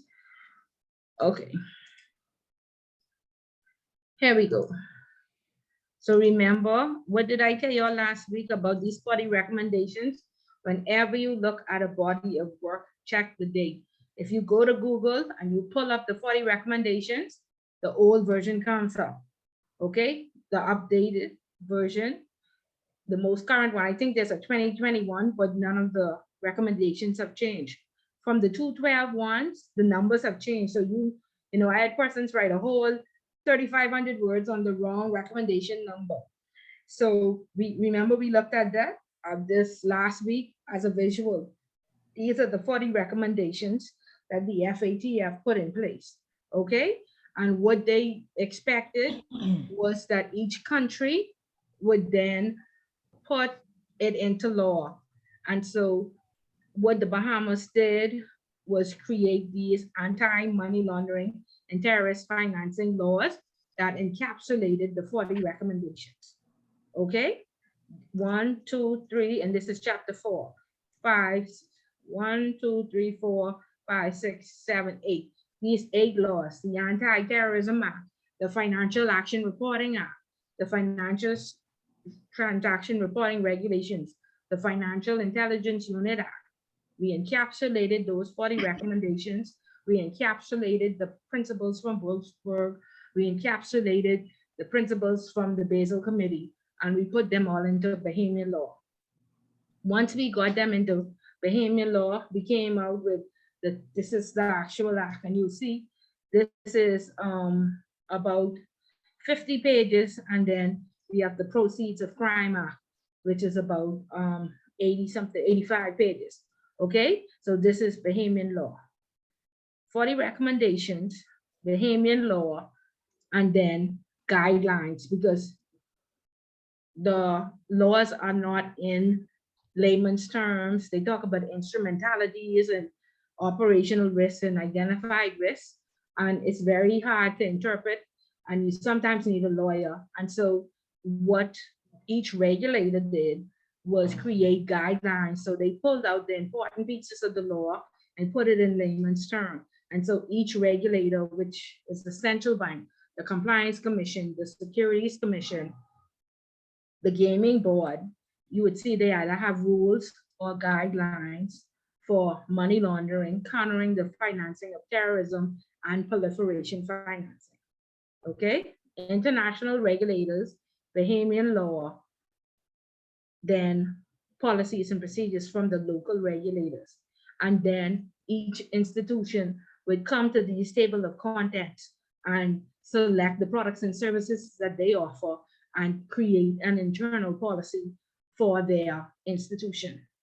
Okay, when audit comes in, audit will ask for your internal policy, they will read it, and they will test what you do on a daily basis against your internal policy to make sure that you're doing what is right. Okay, is that clear on how it works? Yes. Yes, ma'am. Okay, all right. So the Financial Action Task Force was established in 1989. It's an intergovernmental body whose purpose is to establish international standards, develop and promote policy, both national and international. A very popular question on the exam: what are the tasks of the FATF? Okay, why did they put these 40 recommendations in place? And their tasks are to set international standards, they monitor compliance with the standards, they promote worldwide application of the FATF standards through regional bodies, they encourage compliance of non-FATF members with FAT standards. And so that's our sister country right there, Turks and Caicos. Turks and Caicos is still a British colony. They don't even have a central bank, and they definitely on every blacklist there is, okay? And they study methods and trends of money laundering and terrorist financing, okay? So these bodies are all around the world, and definitely they can't just govern the entire world, so they are split into sections. So there's the Asian FATF that governs all of China and India and the Asian countries. There's a European FATF, and then there's a Caribbean FATF, okay? So very popular question. The Bahamas is a part of which FATF? Y'all out there? Y'all sleep? Which one? If there's a European or an Asian, a Caribbean FATF, which one is the Bahamas a part of? Caribbean. Okay, good. Okay, so Bahamas a part of the Caribbean FATF. And during Carl Bethel's tenure, what we found that even though we were meeting these international standards, we had them in law. Of course, the Bahamas used the staggered approach because regulation is expensive, and it wiped out a lot of our industry. A lot of small businesses simply could not afford, to hire a compliance department, pay for $1 million system, train persons to use that system, and then monitor all their clients. So they just simply shut out, they couldn't afford it. So what we saw was that during Carl Bethel's tenure as Attorney General, he became the chair of the CFATF, and that really made a difference because there were one or two occasions where we had been blacklisted in error, and it was simply because information didn't get to the correct governing party, and we were blacklisted. Then they had promised that they would make that error again. They would let us know before they blacklisted, and then they made the error again. And so we realized that if you don't have a seat at the table, you don't have anybody advocating for you. So of course, all over Europe, the prime minister or the permanent secretary in Germany was on this FATF board, and of Italy and of the UK. And so we realized that, hey, we better get some of these international positions, okay? And so Carl Bethel joined. So before the Bahamas was ever blacklisted, that would come across his desk. And definitely he wouldn't let us get blacklisted and suffer reputational risk. And so it was good that he sat in this position, because like I said, if you don't have a seat at the table, nobody really represents you, and they don't care. If the Bahamas is shut down, that means if people want to do business, they say, oh, we want to do business with the Bahamas, but they are blacklisted now. So let's go do business with Germany, or let's go do business with Switzerland. Okay. So in some instances, we felt that it was intentional that they blacklisted us. Okay. So we don't only want to excel in our institution, our company needs you, our country needs you, and internationally we need good representation out on these boards so that the Bahamas does not, get negative media. And so I think we have Kevin Bethel, who's the president of the UN, and there's another guy out there holding an international post. So we definitely need people out there to represent us internationally. Okay, then we go on to the IMF. It says the IMF was established in 1945 as a specialized agency of the United Nations within the framework of the Bretton Woods Accord. The IMF was designed to avoid a recurrence of the problem of the Great Depression. Okay, the World Bank provides financing, policy advice, and technical assistance to governments and focuses on strengthening the private sector in developing countries. Okay, so in 2018, the IMF visited us, and they were trying to amalgamate, a lot of these international regulators, because they didn't want one person to come in from the FATF, and then one person from the OECD, and then one person from the IMF. And so when they came in, I think it was to complete our financial sector assessment, basically the various international regulators sent in information to those representatives and said, whilst you're in the Bahamas, check this and make sure they have done this, and make sure they don't just have a shell in their laws, but their laws are sound, and should we need to prosecute persons, they can be prosecuted. And at the time when they were in, they looked at our disaster recovery plan, and this was back in 2018. And so normally we are against the international regulators because we feel like they never work with us. We don't have proper representation, and they just want to blacklist. And then they hold, the big United States could afford $18 million to update their IRS. We don't have 18 million to update our little, what you call it, internal revenue or whatever, the Ministry of Finance. And so we feel like they measure us with their stick, or based on what they could do, and their expectation is that we do the same. And as a small developing country, we definitely are nowhere compared to the United States. So whilst this body was in checking, they looked at our disaster assessment plan, and they said that it was too deficient, and should we have an event or an occurrence, we would just be wiped out. Now, the Bahamas previously was a part of, I think it's the CRIF Insurance, International Insurance Against Disaster Recovery. However, when we had Hurricane Joaquin, and that blew out Long Island, and we were told that it was an excessive rain, so they did not pay us. Now, bear in mind, this hurricane insurance costs $900,000 a year. And so therefore, I think it was the BLV government that said, we had two hurricanes. One, they said it was not excessive rain. The next one, they said it was not a category 5. And so they're not paying us. And so therefore, we said, we could take our 900,000 and put it elsewhere. However, here it is that out of these 40 recommendations that the FTRA had, the FATF had established, they found that the Bahamas was deficient in 22. And so along with us being deficient in 22 of those 40 recommendations and our disaster relief plan not being up to date, it's just like an audit. When audit comes in, you want to fix some things right away so it's not on the final audit report. Because sometimes whatever that final audit report says, some people go home, right? We ask for some CVs, we check to see if there's sufficient education as well as it's sufficient experience in that department. And if not, we give you a timeline. You have to go to school, or you got to go home, or you need to hire somebody else. So the Bahamas was in the same boat where, we wanted to fix something before they left.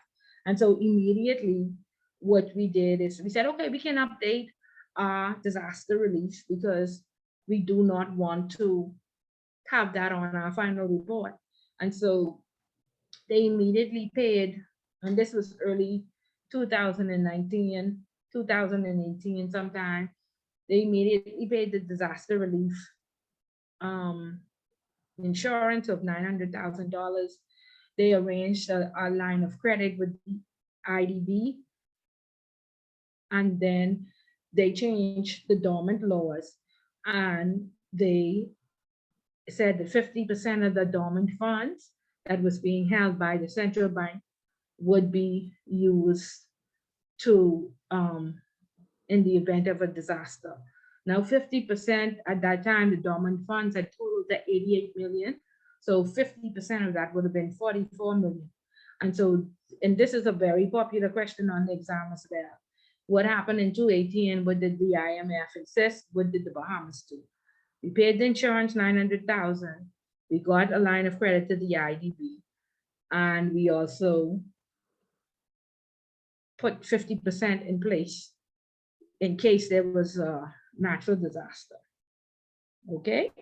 And so, like I said, most of the time, this is the big bad international regulator who trying to shut the Bahamas down, who blacklisting us, and we, suffering reputational risks. However, this time, we could have thanked them for, ruling with an iron fist and making us get that disaster relief plan up to date. Can anybody tell me why? What happened in 2019 in September? Why this would have been important? The hurricane. Dorian. Dorian? Yep, exactly. Hurricane Dorian happened, wiped out Freeport, wiped out Abaco, parts of Freeport. And even though we still had to, borrow some money and get some financing elsewhere, had we not have that disaster relief plan in place, we would have suffered severely. So at least we had a plan. It mightn't have been sufficient, but for the very first time, we were able to collect for excessive rain as well as a category 5. Okay. And like I said, the PLP government had said, we're not paying it because what is the probability of us having a category 5 on excessive rain? That's a waste of money. We'll never ever, we'll never ever claim on that insurance. However, 1 year later, I think the F&M won the government and they paid. Go ahead, Lanique. So this disaster recovery plan, what you're talking about, the disaster recovery, reconstruction, whatever, what their name is, disaster reconstruction. That's DRA. what they DRA was born. That's what they're in charge of it. Yeah. Oh. Yeah, they wasn't even established then. However, they were born right out of that, and then the pandemic happened. Okay. Yeah. So we saw that the international regulators are not all bad, and some of these things that they, make us put in place is for our own good, right? Because like I said, had we not had no plan in place, because I think we got 14 million for excessive rain and 11 million for category 5. Okay, so that assisted. Go ahead, Yasmin. So, just so funny. Um, so CRA, what did they do after they were formed? After the big storm, what exactly did they do? Did they go around to these different areas that were badly affected? Did they help with rescue? Right now, they was in the born when it was time to rescue. That's the first thing. After the fact. Yeah, Head Knowles and all them other people. Right. You know, the Citizens Rescue, the various charities came together and collected money and helped the people. And then the government through social service did some stuff. So Then the something DRA was happened born. going forward, they supposed to jump into action. Yeah, Okay. but they was just born out of this Going category. forward, which is 2022. Yeah. Have they? Nema, but Nema was there. Nema Yeah, wasn't really effective. Nema but always there. Nema is our boy. They always there. yeah. But as of now, as of present, what? Hey, mommy in class, please go. Yeah, I love you too. Go. What are they doing anything now? Because there are still areas in Freeport that have still yet to be touched.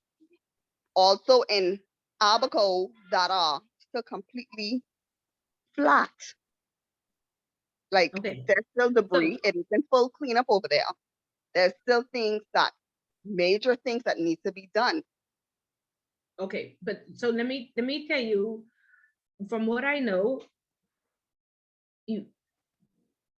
there are lobbyists in America that hold the government's feet to the fire, and in the UK, the Bahamas does not have lobbyists. We have one or two activists who just jump up one day and decide that they can deal with one issue, and then forget the other 100, right? And so until we get, and some in America, some lobbyists are paid, and they are paid to record and remind, and we don't have that system in place. And so we have, what's his name, who tried to be the prime minister in 6 months after he became a lobbyist. We have a couple activists who ultimately want to be the prime minister rather than saying no matter who is in up, who wins, we are going to hold their feet to the fire. So unless somebody advocates and pickets consistently, nothing happens, Yasmin, okay? Nothing happens. And then when you're dealing with government entities, government run entities, they should have left that in charge of the private sector. Because now, I think Kay Forbes was in charge of it. Now the Maz LaRoda is in charge of it, and it's just been made a mockery. I mean, they were more concerned about what the speaker said when she complained and making fun of her rather than actually fixing the system. Correct? That was all the debate was about, her being rude or her tone of voice. Right? And so again, we need a proper lobbying system. So no matter who is in charge, to make sure that the money goes where it's supposed to, that we constantly remind these persons of their promises and what actual the money is for. I think the majority of that money went to putting the infrastructure back, the electricity and water back into Abaco. And again, very behind the times.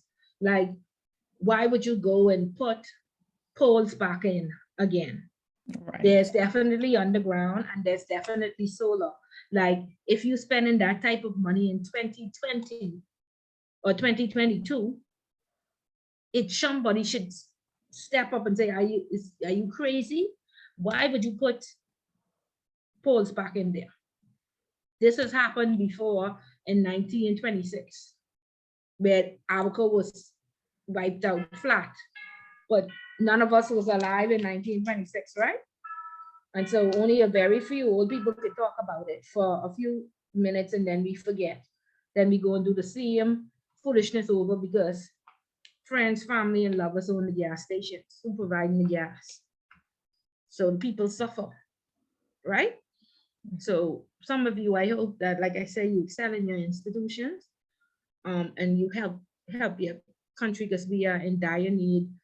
These people raising their children with the same ideology, the same policies, the same unethical principles to be the future leaders, and the people will continue to suffer. We need new, fresh, ethical minds with who are, with leading educationally and making good decisions. Or we will, it's a vicious, like the raccoon or the little hamster going on in a circle. But that's where we are. Okay?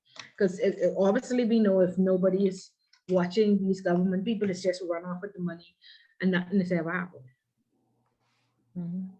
Then we forget and vote them back in for them to run off with more. Okay, so that's little in 5 cents. I hope that answered your question. I hope so. Yeah, lobbyist people, read upon it and get your group together. And it ain't a one-time thing, it's a consistent calling these people to their promises. Okay, and not letting them divert of what they said on the campaign trail. Just tell us no VAT for a year, which we knew was impossible, and then take VAT off the bread basket items and cause the poor people to suffer even more. Right? Nobody even talking about that no more. So many issues. Okay. So any questions on chapter 3? We understand the FATF. We understand their task. And then we understand what they did with the IMF, encouraged our disaster relief plan. We know that the Bahamas is part of the Caribbean. We know that Carl Bethel was the past president. And we know that international regulator, Bahamian law, policies and principles from local regulators, and then our own internal policy within our organization. Okay? And I always say, sorry? You said the Bahamas is a part of the Caribbean, Caribbean? FATF, Financial Action Task Force. Okay. Financial Action Task Force. Thanks. Yeah. Okay, so we'll go on to chapter 4, which is very one-pager. And again, we looked at, let me see if I can bring up the visual again. We looked at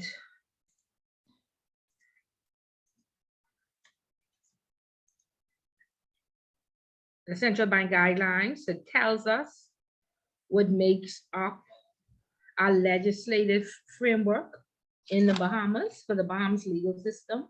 That's our legislation.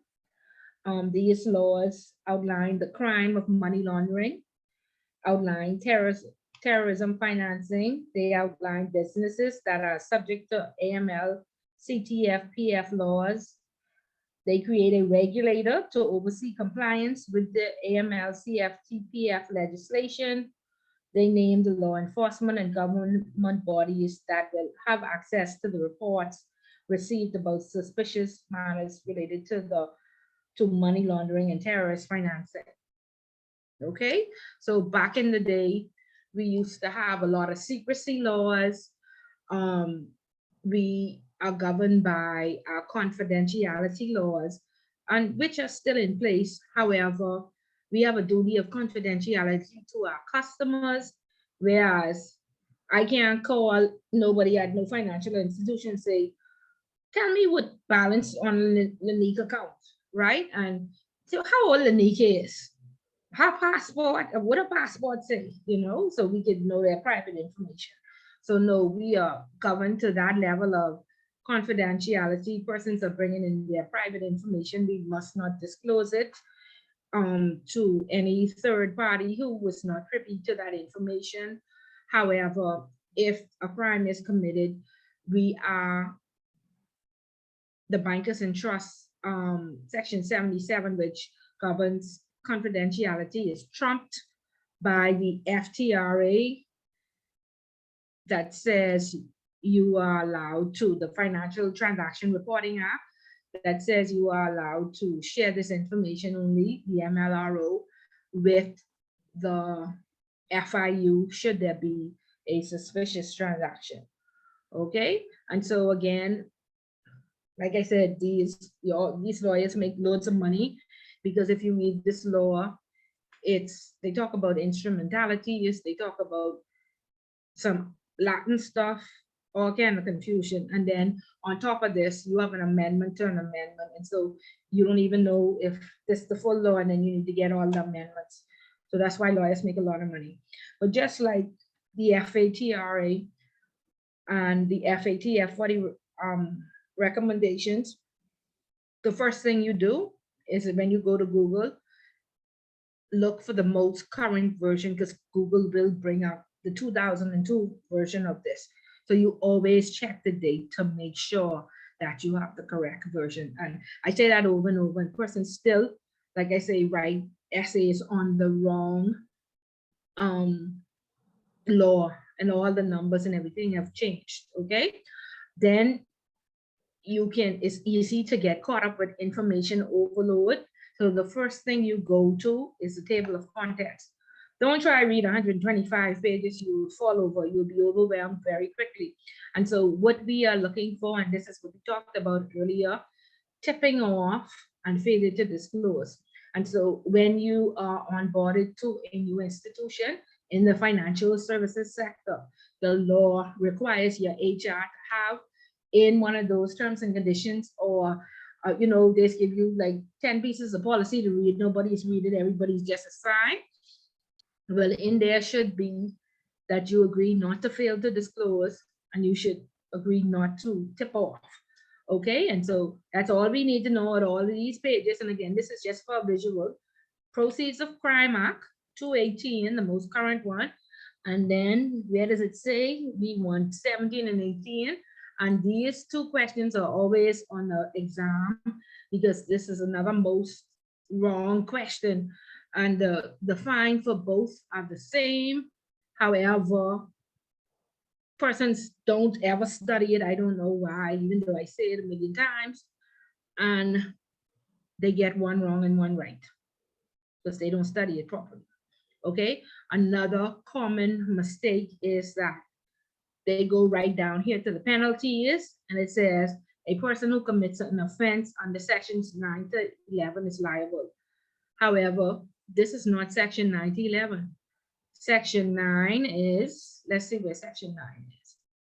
Section 9 talks about, I don't even see a section 9.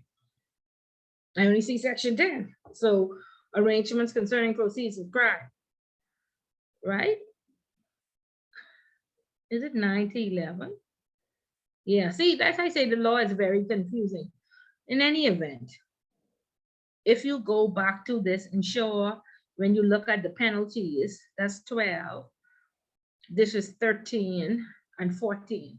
So it's not under sections 9 to 11, is this first conviction or fine. It's B. Section 2. A person who commits an offense under sections 12 to 14. And we can clearly see that section 12 is failure to disclose. And section 14 is tipping off, okay? And that's then the penalties, okay? And so we wanna just pay attention to that. It's against the law to fail to disclose. And this used to be in the old law, but what we found was a lot of persons were saying, oh, that's above my pay grade. Oh, that's my manager cousin, so I ain't giving no testimony. Or that's the MLRO friend, okay? So what happens is the MLRO is required to go and investigate, look through the file, look at the KYC information to ensure that the person did actually commit a crime, and then send it on to the FIU for the police to investigate. However, the MLRO is never on the front line. And sometimes all of this happens on the on the front line, or it happens in back office where transfer occurred. Okay, but of course nobody is protected, and so people were saying, oh, I don't have nothing to say, and again people were just getting away with money laundering. And then you do have some corrupt people, and you will see that when you watch, like I said, Dirty Money. Okay, but once you work in the financial services sector, you cannot fail to disclose, and your institution should have a shorter version of the FIUs, STR, and you just fill out some information on why you think the transaction is suspicious, and you write a little small essay. You may be called to give testimony. However, more than likely, you will relay your information to the MLRO, and the MLRO will give testimony on behalf of the company. Okay? And then tipping off. When the person comes in, you can't say, child, they write you up. Or a very common practice is we all say, compliance block your account, or compliance want more information. We have to move away from saying compliance. That's a form of tipping off. And like I said, at the back of the signature card for Royal Bank, it says that the bank is allowed to hold their money for 3 days. Okay, so speak to your institution and find out what is the correct terminology to say to a client if they say, oh, I want to withdraw this money, and you can't say compliance, have it blocked, right? And so find out what they want to say. Once an account is blocked, the compliance officer will need some time to call the FIU and say, Ms. Bullet in the bank, she wants $5,000. This will be half of the money on the account. Should we give it to her or not? And we have to get that approval. And so just excuse yourself and say, I have to get a manager's signature, and then go into your manager's office and close the door and let them call the MLRO to find out exactly what you should do. But you can't go out there and say, child compliance calling the FIU, or they freeze your account, or you go into jail, So be careful of tipping off, okay?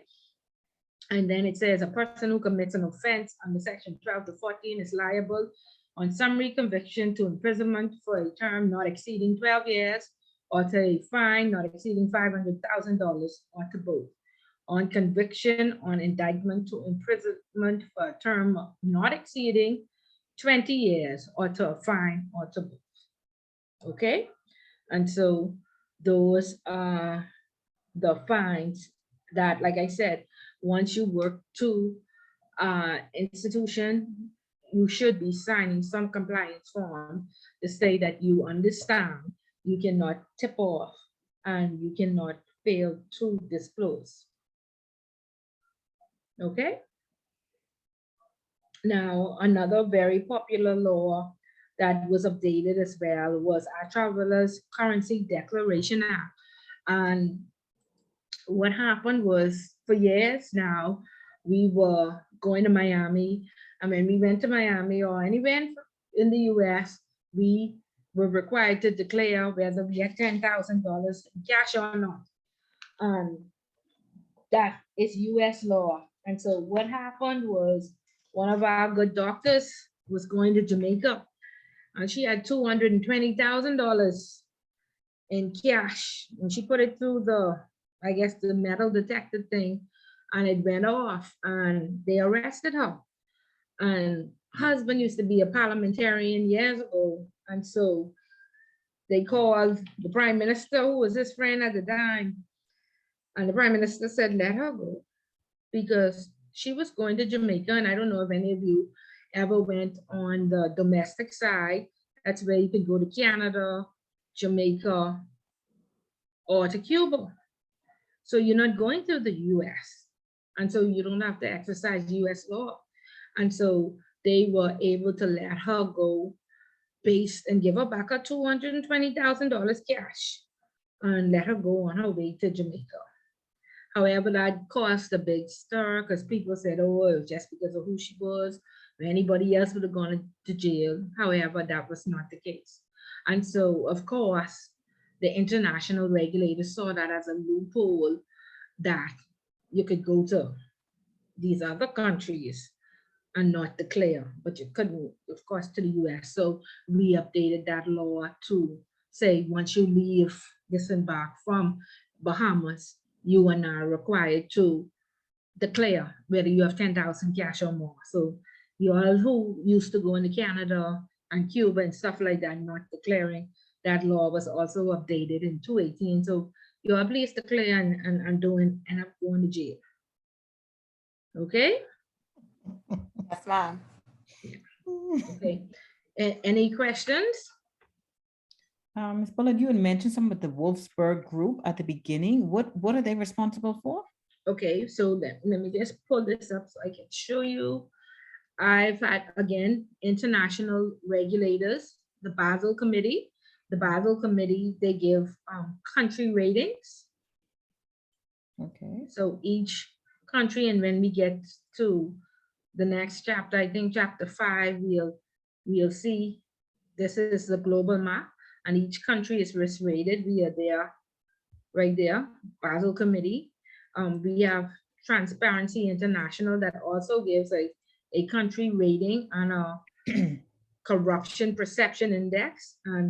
And the more you are, anything over 45, sorry, anything under 45 means that you are very corrupt. However, the Bahamas is right here at number, where was it? I saw it earlier. 30 with a rating of 64. So we well below 45. And so what we have is countries that say, or banks that say, we don't do business with countries that have a corruption perception index less than 30. So even though 45 and below is considered high risk, you see these various countries, you will find that correspondent banks don't send wires to these: Kenya, Paraguay, Angola, Liberia, these different places. And so 1 week I had wires we used to send to Russia and Kazakhstan and Myanmar. And 1 week I paid salaries and school fees in those countries. And the next week, our correspondent bank said, we cannot send money to a country that has a corruption perception index less than 30. So I said, but the person went a week to work, the whole week, and this is their salary. They said, we're sorry, you have to find another bank. And of course, we wasn't gonna find another corresponding bank just for one customer. Then we had persons in Cameroon whose school fee we used to pay, and they said corruption perception index, meaning their governments are very corrupt, was 27. They wouldn't let us send money. So those persons had no way of paying their school fees. They had no way of getting their salaries, and they gave us no warning. Madagascar too, I had customers there who could not even pay for groceries the following week because all their money was in the Bahamas on hold. Okay, so that's corruption perception. Again, Transparency International corruption perception index, and they also give a risk rating for countries. And this is your question. The Wolfsburg Group. The Wolfsburg Group is a group of the 8 largest banks around the world: Chase, Wells Fargo, Deutsche Bank, and they regulate correspondent banking, I guess, relationships. And so each bank that has a corresponding banking relationship have to follow the principles, and they have over 100 principles that you have to follow. And if you want to offer corresponding banking services, which means you send a wire internationally from your country to another country, then you must fill out this questionnaire. And this questionnaire used to be 28 questions when it was the rules-based approach. Now we are under the risk-based approach. And so it's tailored to your organization. So it moved from 28 questions to 200 questions. Okay, even though it says 110B, 110 have A, you know, 108 have F, G, H, and they ask you what percentage of your business is marijuana, which percentage of your business is is gas and oil. And if you have too much high percentage in a high risk area, they simply don't offer you corresponding banking services. They ask you if you have rolled out the 3 lines of defense in your business. And if you say no, they say, well, no, we can't do business with you. So you have to be careful when you answer these questionnaires, and they don't only want you to say yes, yes, yes to everything. You actually have to prove it to them, or they block you from sending wires. And of course, you know, in the offshore world, nobody walks into the bank and says, I want to make a deposit or withdrawal. Everything is sent by wires. So an offshore bank cannot operate if they don't have a corresponding banking relationship. Okay, so that's who the Wolfsburg Group is, another international regulator that regulates corresponding banking. Thank you. Okay, you're welcome.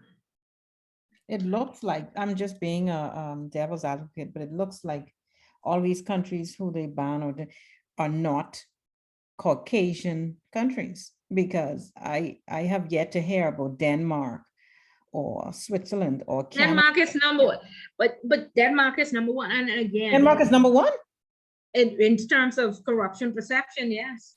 Are They're the least corrupt country in the world. Corrupt? The least corrupt? The least corrupt. And let me tell you why. And this is why I say, if you don't have a seat at the table, nobody really cares about you. Okay? And if you look at who sits on these international boards, it's Denmark, it's Germany, it's all their permanent secretaries, it's all their ambassadors, and they are there advocating for their country. They don't care about the Bahamas. As far as the Bahamas is they're concerned, the Bahamas is the competition. Make sure put laws in place so we can close them down. If we close them down, we'll have more business, right? And so this is why representation is very important. Okay, no seat at the table, you make no decisions. You are told what to do, and if you can't do it, oh well. Wow. Yeah, so, and again, Turks and Caicos, British colony, doesn't have to do what the rest of the world have to do, because that's where Britain could do their dirty work too. Same thing with Cayman. The US came out with FACA, which was their tax structure, where everybody must say if they're a US citizen, they have US money in their country, report their citizens. But the US say we're non-reciprocal. We ain't gonna tell you if your citizen have no money in our country. So how is that possible? And then Cayman came right behind us, right behind the US, and said, we are non-reciprocal. You could send us the information, but we ain't sending it to you. The UAE say the same thing. We ain't sending it to you. Now, the UAE is all powerful. The USA is all powerful, but Cayman, who's protecting Cayman? So obviously these laws were made for the masses.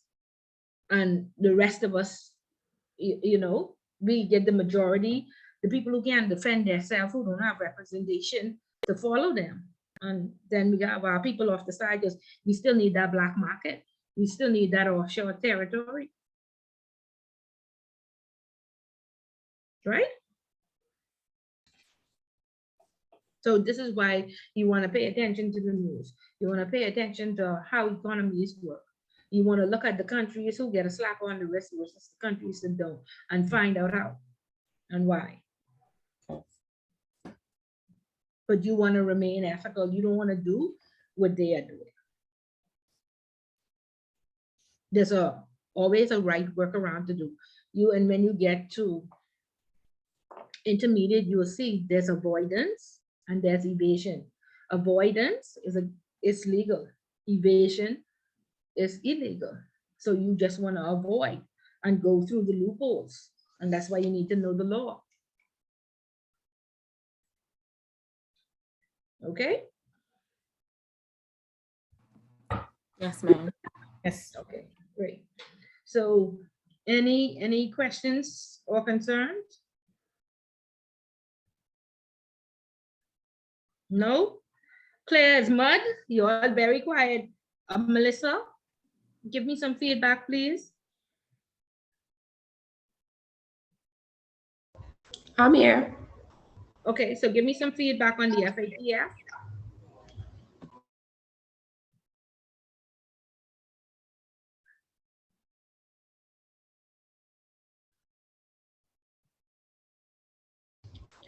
I'm not ready to explain everything into the technical, but Not ready to explain. I guess it's to deal with regulations. Make sure that everything is operating properly. It's a channel or a chain of command to go through for reporting. So without speaking in full detail, because I don't have my book at the moment. Oh, okay. I give you a little break then. Yes. I give you a little break. Next week. Understand everything that you're speaking of. It's very interesting. Okay, so you gotta catch up next week. Melissa, you starting? Make sure you come with the newspaper. Yes, ma'am. Okay. Opal? Opal there? Sorry, yes, ma'am.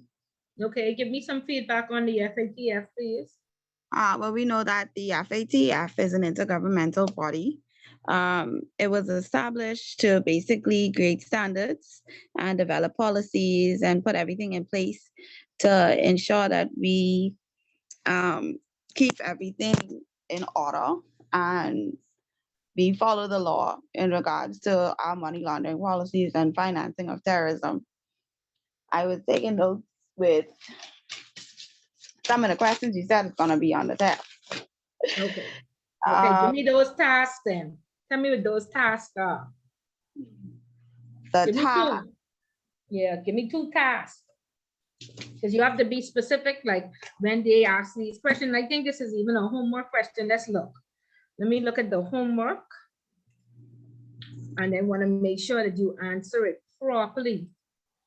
Well, I was a little confused because when you had talked about the DRA and you had said what had happened in 2018, I did miss a little bit of what you were saying, but I was trying to fill in the gaps where persons was asking questions. I don't know if you could give me a little bit more info on that, as well as when you had mentioned the corruption perception index. I wanted a little bit more information on that as well. Okay, so when they came in 2018, we didn't have a disaster relief plan in place, and they did 3 things: $900,000. They paid the insurance with. They may put the dormant law in place that said 50% of the dormant funds, which was 88 million. So 44 million from the dormant funds. And then they got a line of credit with the IDB. So that was the 3 things that they put in place for disaster relief. Okay, I have ID. Is IDD or IDB? IDB. Okay. International Development Bank.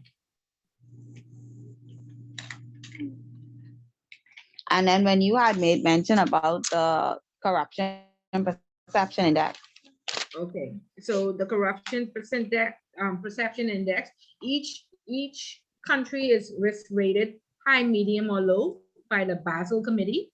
And we see low is the green areas, medium is the yellow areas, and then red is the high risk. Of course, you would find that many businesses say we don't do business with high risk countries. We don't do business with Haiti. So Bahamas is here somewhere 6.46. And so we are medium high. And so we have to be very careful not to get high because they won't do business with us. That's the Basel Committee.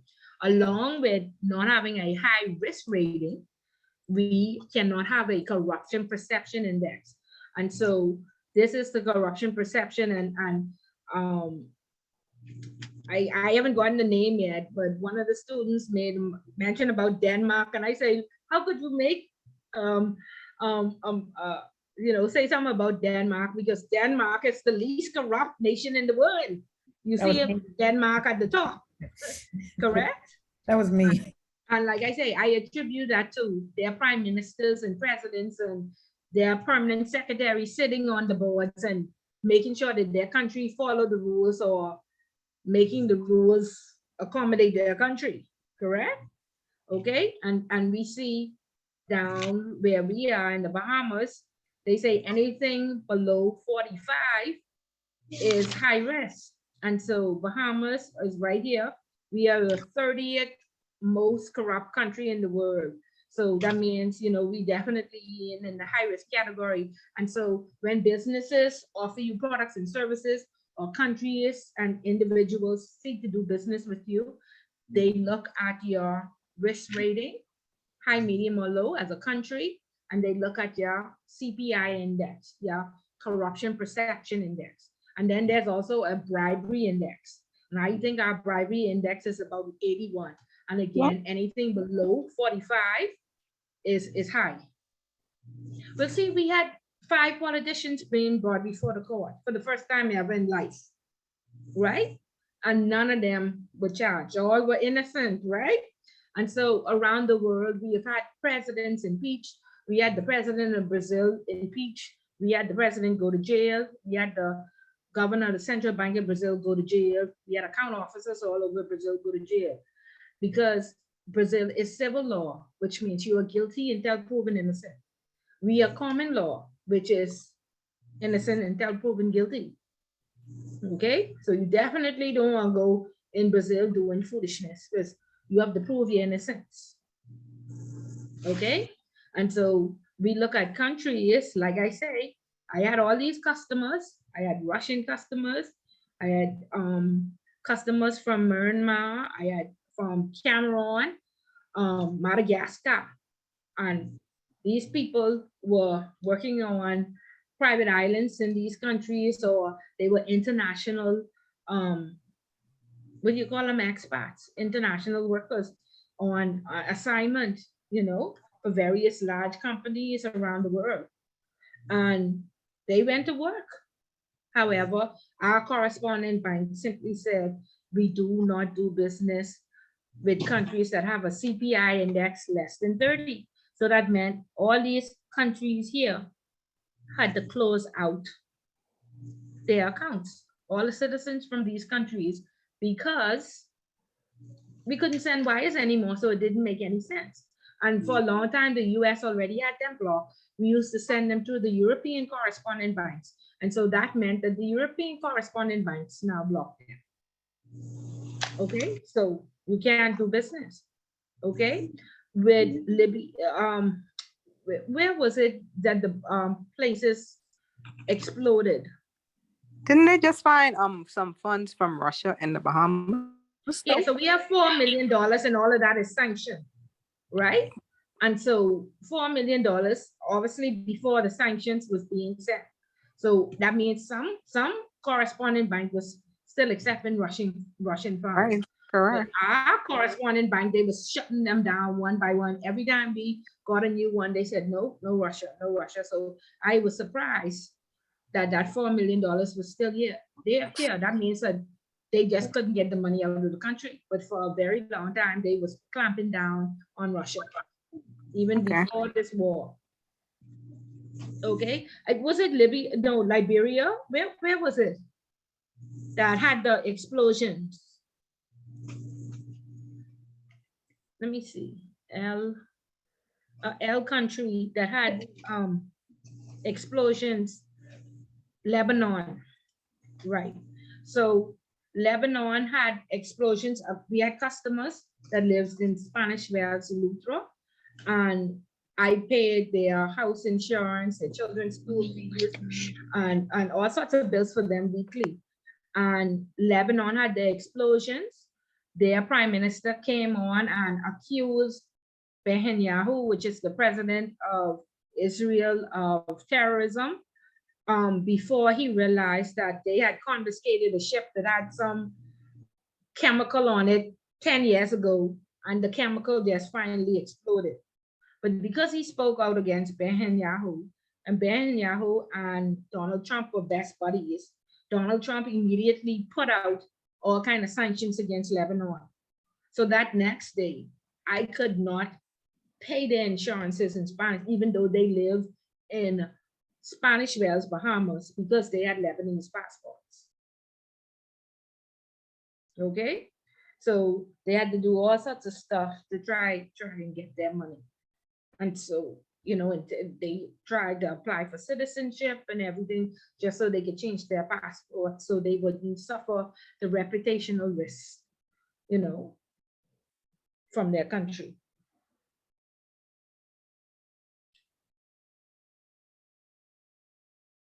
Okay, so corruption perception index. Okay, all them international regulators.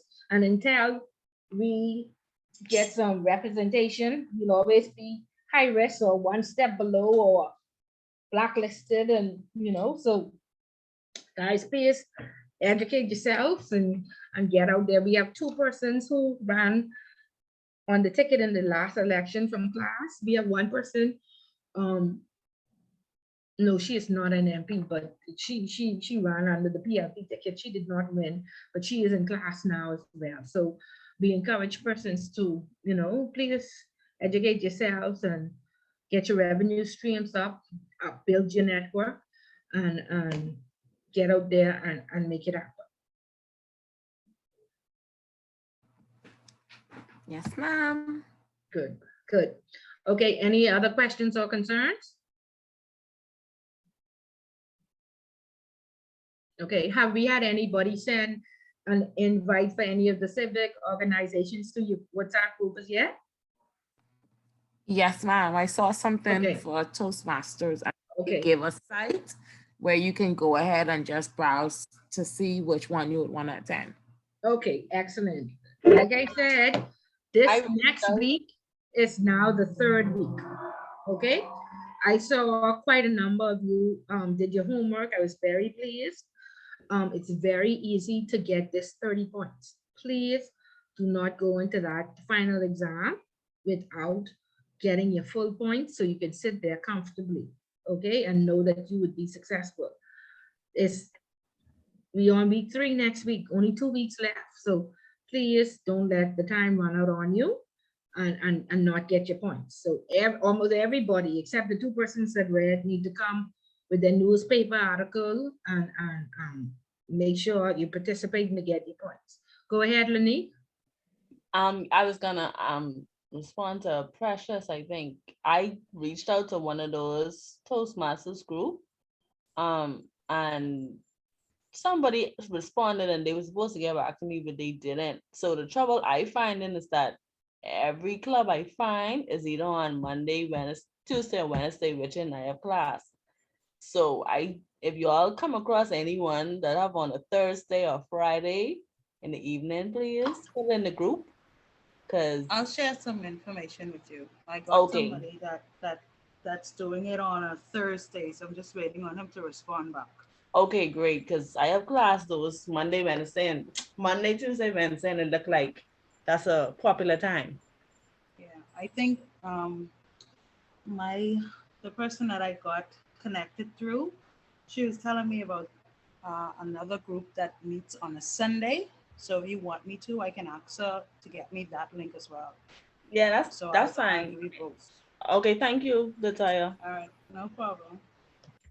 Okay, good. Misha? Yes, I have a question, please. Go ahead. So this is my first class. I am not sure what the homework is, and I'm not in the WhatsApp group as well.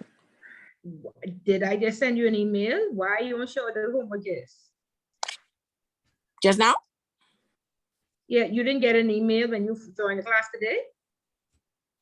Yeah, it was a video to the last class. No, scroll up to the top. Or scroll to the bottom. I don't know where there should be attachments. And you should look at the screen and you should see an instruction sheet. Oh. I didn't see any attachments, that's why. Did anybody, Melissa, did you get attachments? I'll check it now. I saw the email from you, but I didn't open it. Okay, just make sure that the attachments are there. There should be 3 attachments and then the video from last week. Hi, I got the attachment. I was just wondering if I think one of them, the deadline was yesterday. Yes. Am I still able to do that one, or No, it's three other I have choices. to Just do pick the one? one of the three ones. Okay. Other 2, 3, or 4. Okay. Yes, ma'am. Yeah. I got the attachments. Okay. And so that's the homework. So you can read this instruction sheet and you can listen to the video and then you let me know if you have any questions.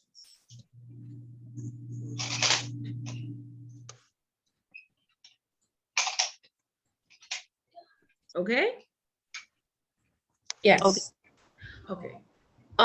Question, the newspaper article which you mentioned, does it have to be local or is it anything of No, pertaining no, to if you AML? work in the international markets, that's fine. But Okay. we want you to read the business section of Bahamian News every day. As a compliance officer, we read the news every day. Okay. Well, do we need to like read all of these laws, like the Reporting Act and the Crime Act and the Terrorism Act, and No, know what you they would go need? crazy. No, and I always tell people, I have some information and I'm information seeking. And so I've done a lot of research and I have my library and I know where to find stuff. So Okay. that's why I said, organize your library and know where to find stuff. Saying I don't know is unacceptable. I'd be right back. Give me a few moments and I'll answer you. You go look up your research and you come back and you speak knowledgeably. Please don't read them laws. You will go crazy. Well, would we have like a question asking, what are the proceeds of Crime Act, or give me one of the proceeds of the Crime Act? No, your questions are going to be on tipping off and failing to disclose. Okay. You just need to know. I showed you them stuff to have a visual. Yes, ma'am. Okay. Where's the AML framework? What is the compliance framework for the Bahamas? Ms. Bullock, I read the what do you call the National Risk Assessment, and I wanted to know if any questions was gonna come from that, because that seemed, I mean, a lot long, but we'll be talking about risk next week is chapter 5 and 6. That's risk, and so we're going to touch heavily on that. But you read the 250 and 260 and what? Yes, ma'am. And yeah, that's so old and that don't have a lot of stuff. So we could talk about it next week.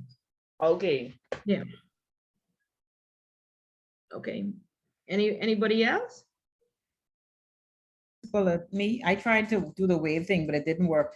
Okay. The homework, I wasn't here, as you know, last week. And the homework for this week, is this on this page that you sent? It's 10%, 10 points for 2 things. You have to choose 2 things? No, just one.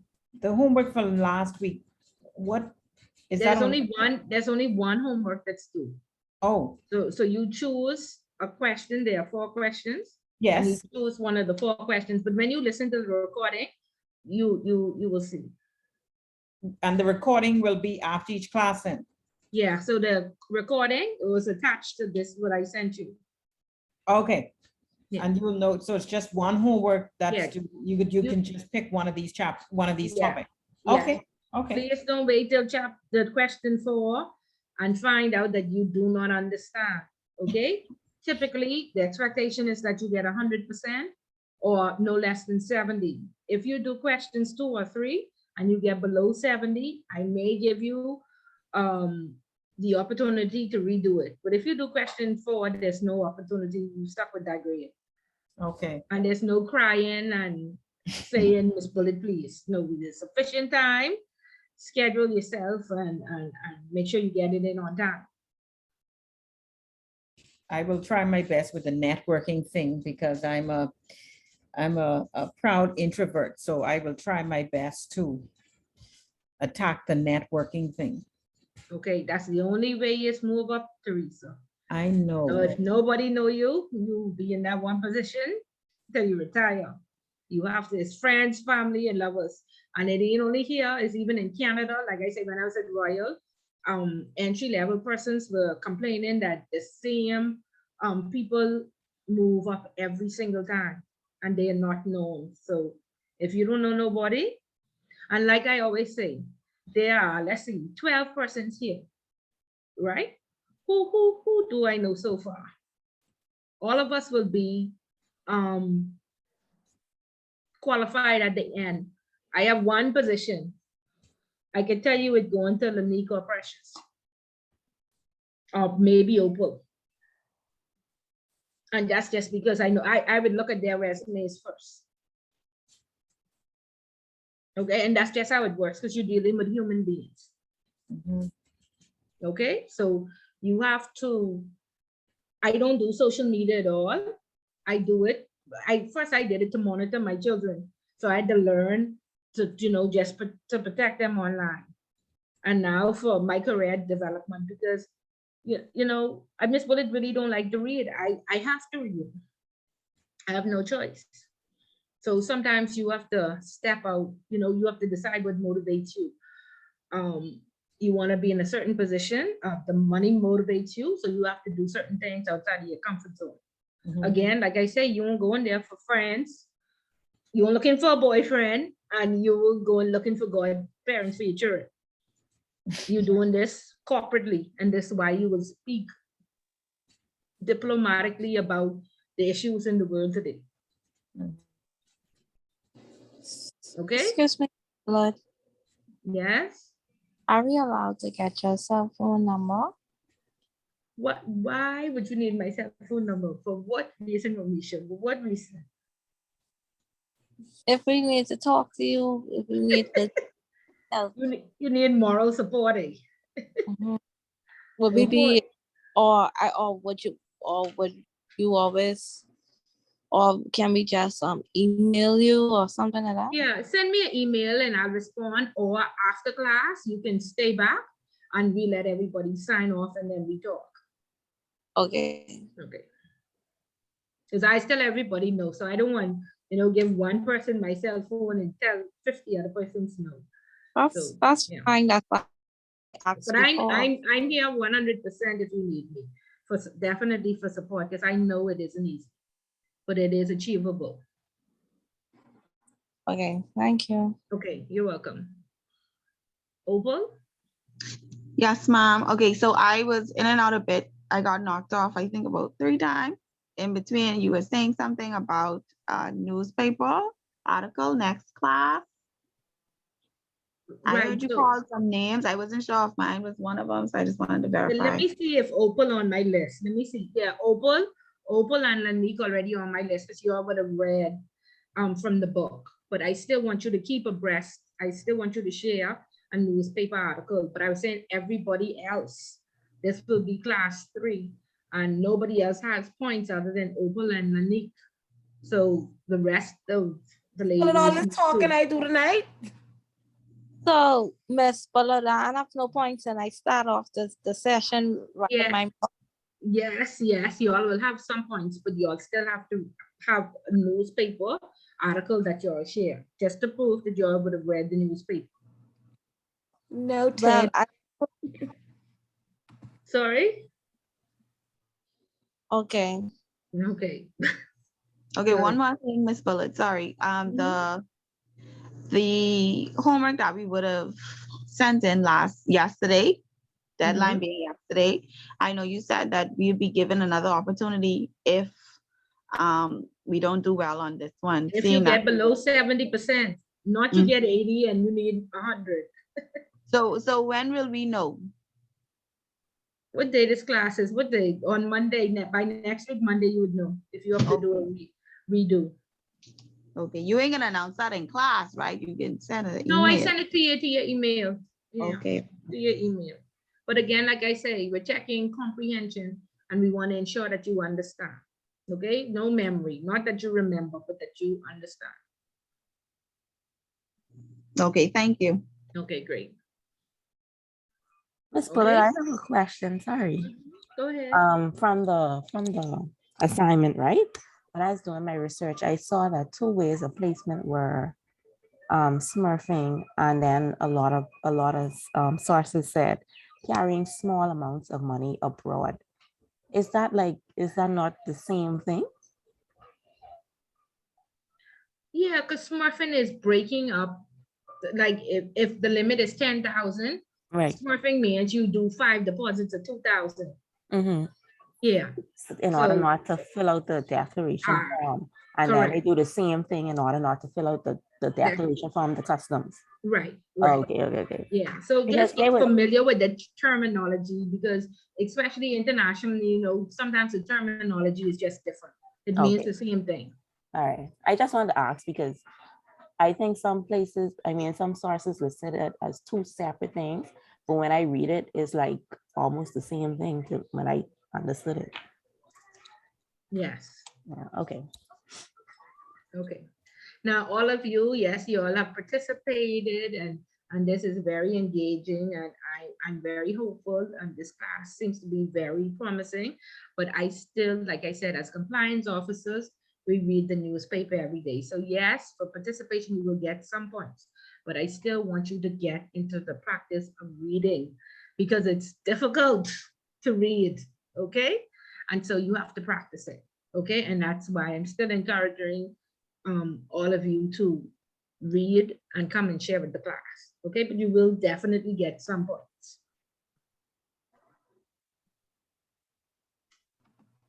Okay? Yes, ma'am. Okay, great. All right, any other questions? No? Okay, ladies, so have a fabulous week. Remember to unwind and relax and feel good and get some help and then take some time to study. Remember to go and plan your, you know, vacation days or your study leave so you can start to prepare yourself for the final because you already have the date. And so just be organized, okay? So have a productive week and we'll do this again next week. Miss Yvonne, just one more question. The dates for the exam is in the email that you sent? Yes. Okay. Everything is on the instruction sheet. Okay. Right. Miss Okay. Pollard, what date does the second session start? Well, the second. Intermediate? Yes. Some Miss, you'd have to check with Miss Dean. It's sometime in August. It's on. Right after. She's gonna wait. Yeah, she's gonna wait till you have your final exam. Which my birthday is this month. Perhaps the end of the month. It's How on. long is it? In June, right? 10 weeks. Okay. Intermediate, I got it today from Miss Johnson. It's August 18th. August 18th, okay. No, October 27th. Okay. June. Okay. Okay. Okay, great. So y'all can register. Just shoot Miss Dean an email and register. Okay. Okay. All right. Have a good evening. We'll see you next Good evening, week. everyone. Good night. Good night.